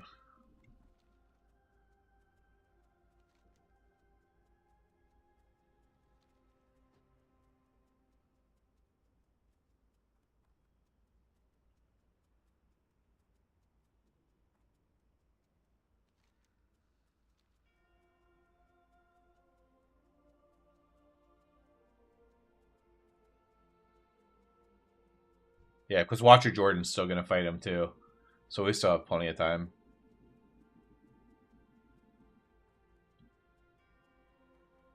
Oh, you lost power? That happens a lot where I live. Like, just power flickers and stuff like that. Hello. Have a good one. Luckily, it doesn't happen too much in the winter. So nobody freezes to death, but...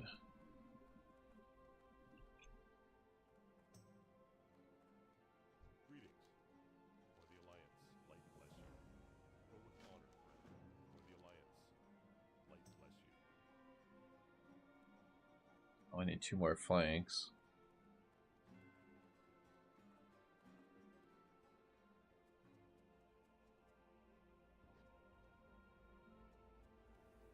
You need something? Light bless you. Safe travels. Farewell. Go do... No, because Blind Mary is going to want us to do something else.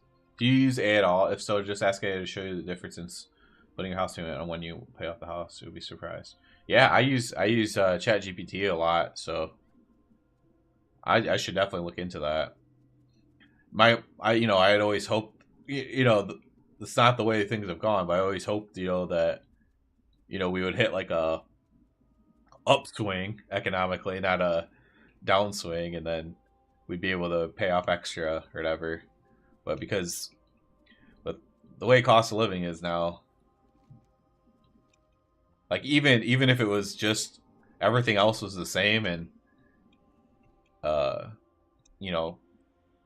regular stuff just cost what it did 5 years ago, we probably could do extra payments here and there. But yeah, if I can do something with like splitting it or something, that could be interesting. So I'll definitely look into that, man. That could be a big saver.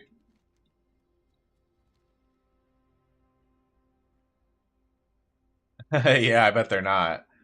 Well, I'm not a fan of my mortgage is held by like the 5th different company at this point. I'm not a fan of that.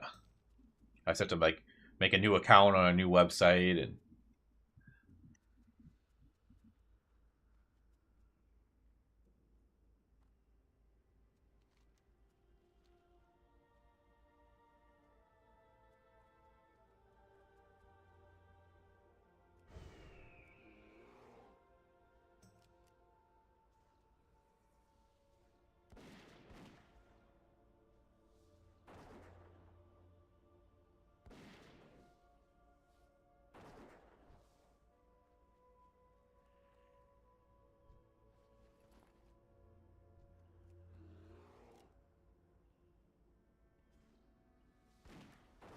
hack on property taxes. Ours isn't too bad where we live. It's still annoying, don't get me wrong, but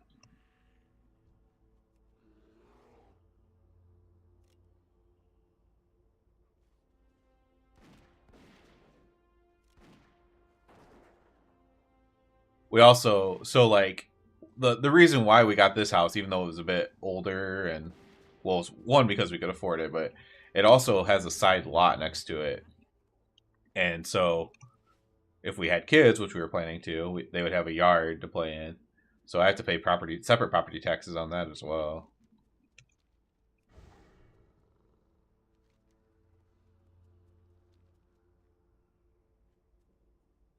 It's not a lot because it's just an empty lot, but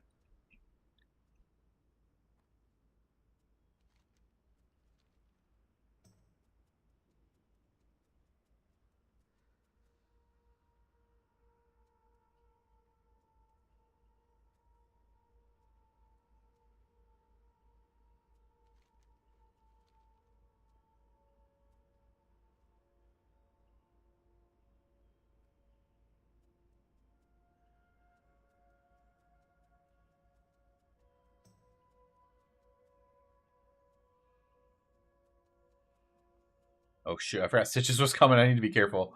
I need to sell stuff though.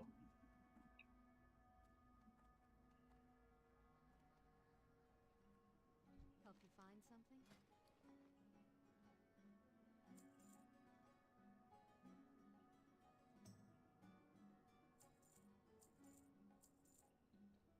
On that. I don't know if I need that or not. It's probably worthless.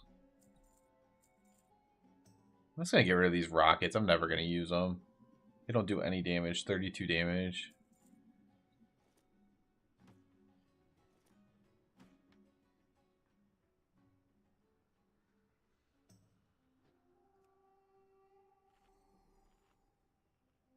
Go with honor,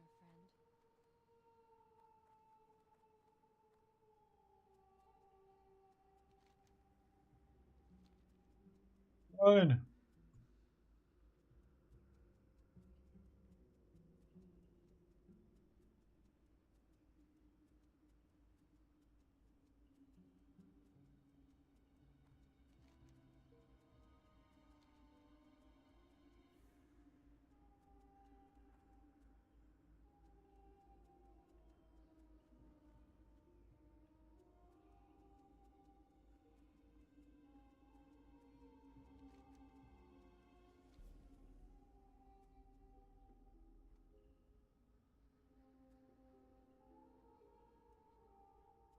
Another thing I'm gonna have to do soon is get a new heater for the house. It's so old.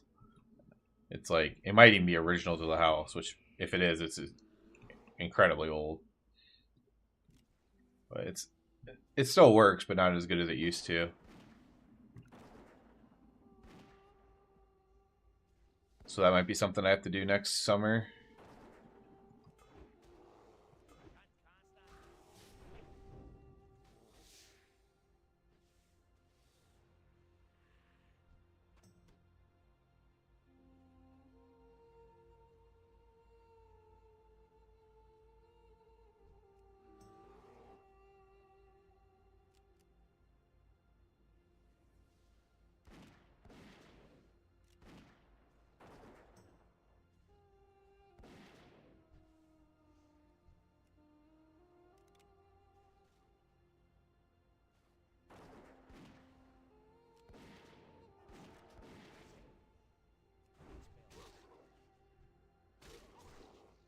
Oh yeah, are you? That is absolutely crazy. I saw that like $5,000 for a GPU. Yeah, mine's gonna have to last. So hopefully it doesn't die. If it does, I'll just have to get not one that's workable and not a super nice one.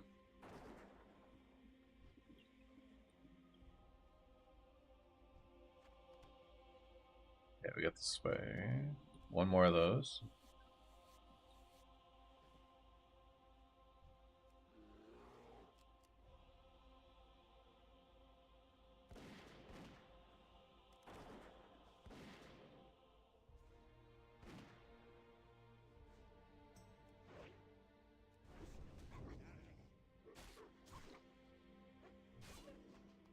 There we go.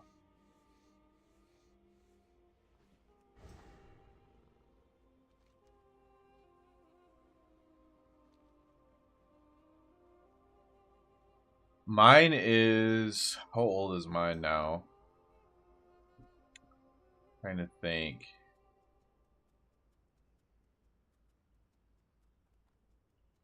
Oh no.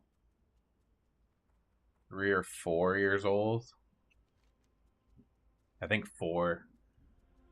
Yeah, I think mine's like 4 years old. It was really good when I made it. Like, it was really quality, but it's definitely like not, cutting edge anymore, but it gets the job done for now. And it's gonna have to, like you said, for another couple of years.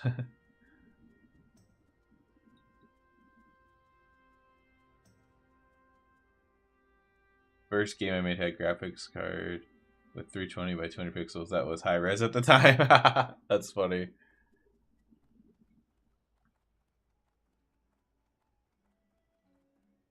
King's honor, friend. Be careful.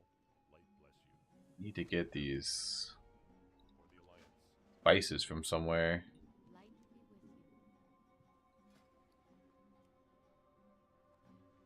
you. Who sells spices here? Be careful. You? What can I do for you?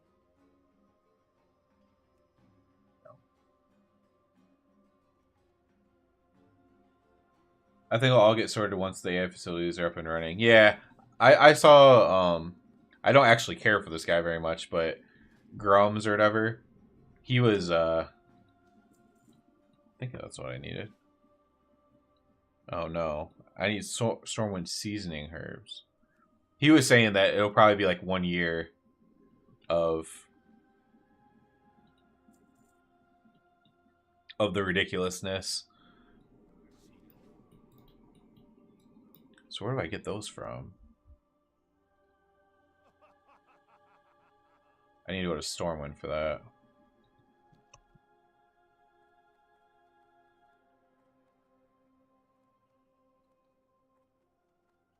Well, they use the graphics cards to actually run it, like run the training and stuff.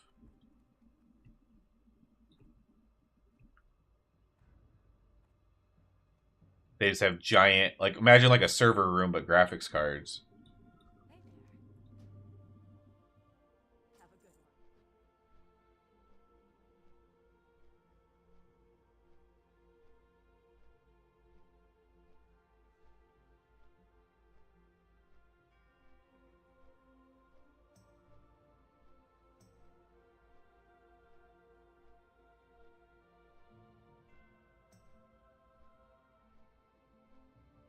We could do this Goldshire part of Stalvin as well. It's probably smart.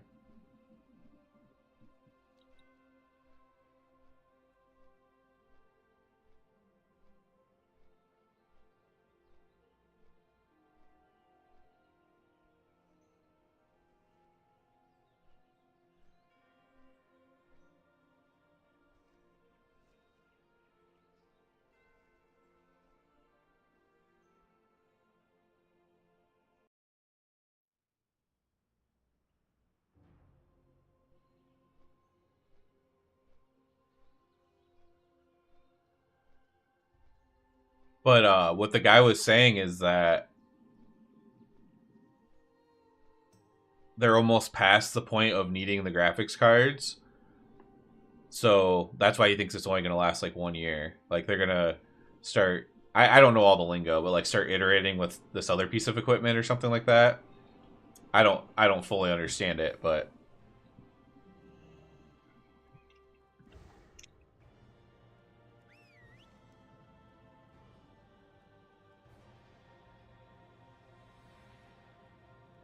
where do I get these herbs from right here?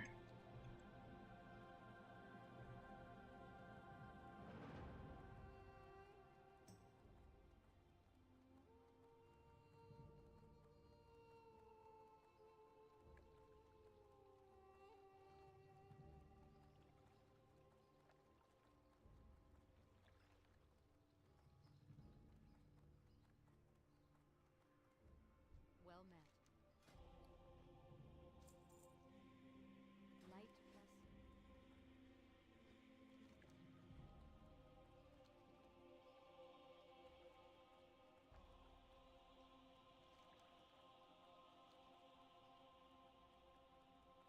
It used to be Bitcoin farming gobbled up. Now it's AI. The more things change, the more they stay the same.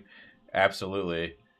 Like, it's crazy. No anything other than gaming. It's like gaming's this huge industry, but compared to crypto, it's nothing, and compared to, you know, AI, it's nothing. So we get left on the wayside, I suppose, when everybody's trying to use the same thing. I suppose there's other industries like that too, like lumber or something, right? Like a bunch of people want to use lumber, but some certain industry might be buying it all out.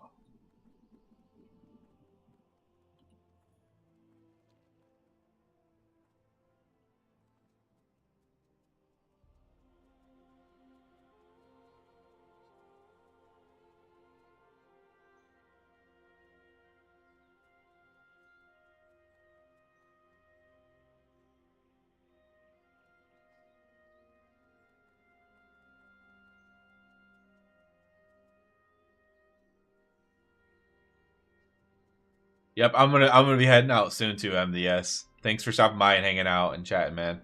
Appreciate you.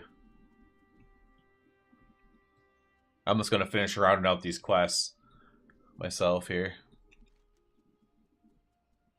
He's running around. Probably log off in Duskwood.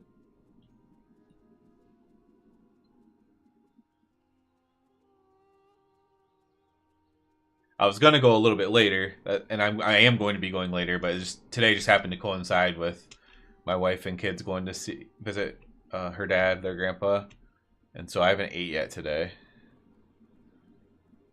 So I am going to get off at about the normal time, so I can actually eat.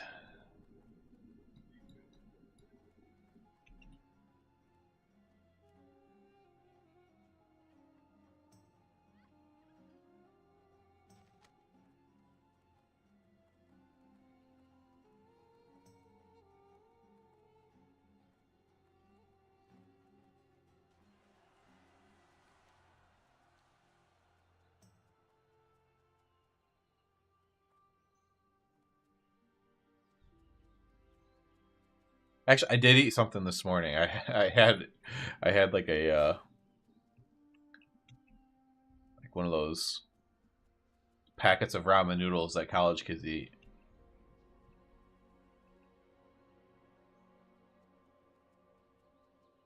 Otherwise, I'd probably be hangry.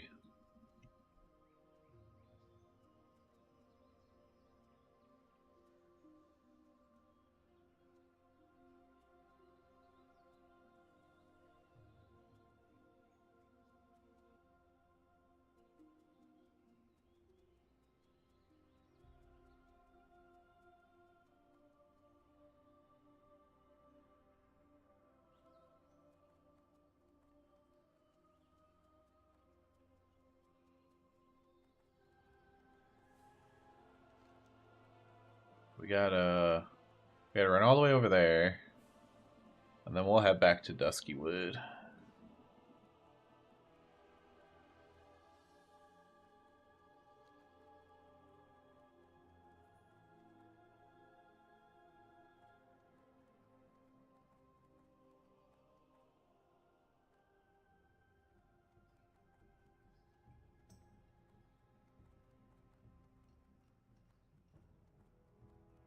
Guy says I'm a werewolf randomly.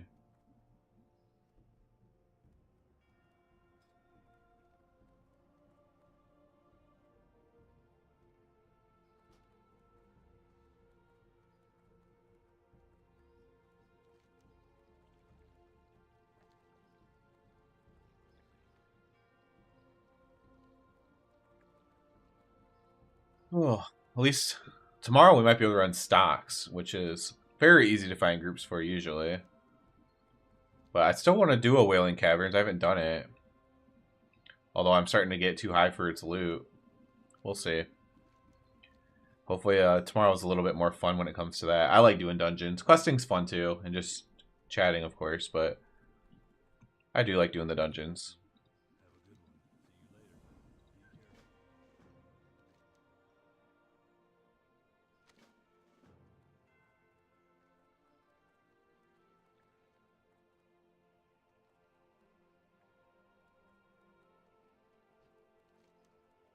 Let's take flight here.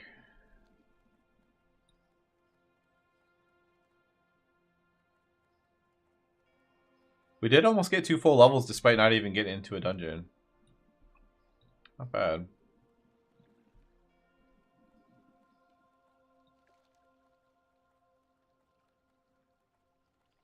I need to take that here.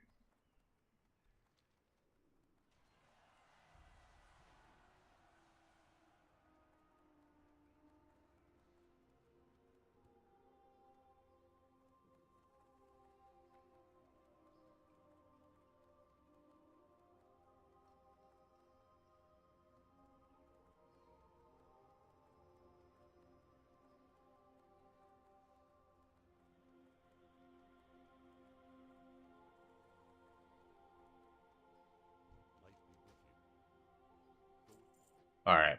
So like I was saying, the plan is to go later, like start ramping up here in January to go later. But because of like the circumstances with dinner, I am gonna end pretty much on time here. As always, we're gonna shout out people who keep me company, and I appreciate very much. We got Min, we got Blink, we got Tex, we got Tactical, we got Mario, we got Joe, and we got MDS. Thank you guys so much for just hanging out with me, man. It makes this a lot more fun when there's people to hang out with. We'll start ramping it up throughout January. 4.5, 5, 5.5. We'll get there as we go longer and longer as we learn this whole streaming thing. But I appreciate you guys so much. It's been just a blast. I keep saying it, but it's because I've never streamed before and always had people to talk to, and I have. So thank you guys so much for everything, and we'll see you tomorrow, hopefully for some dungeons. Peace.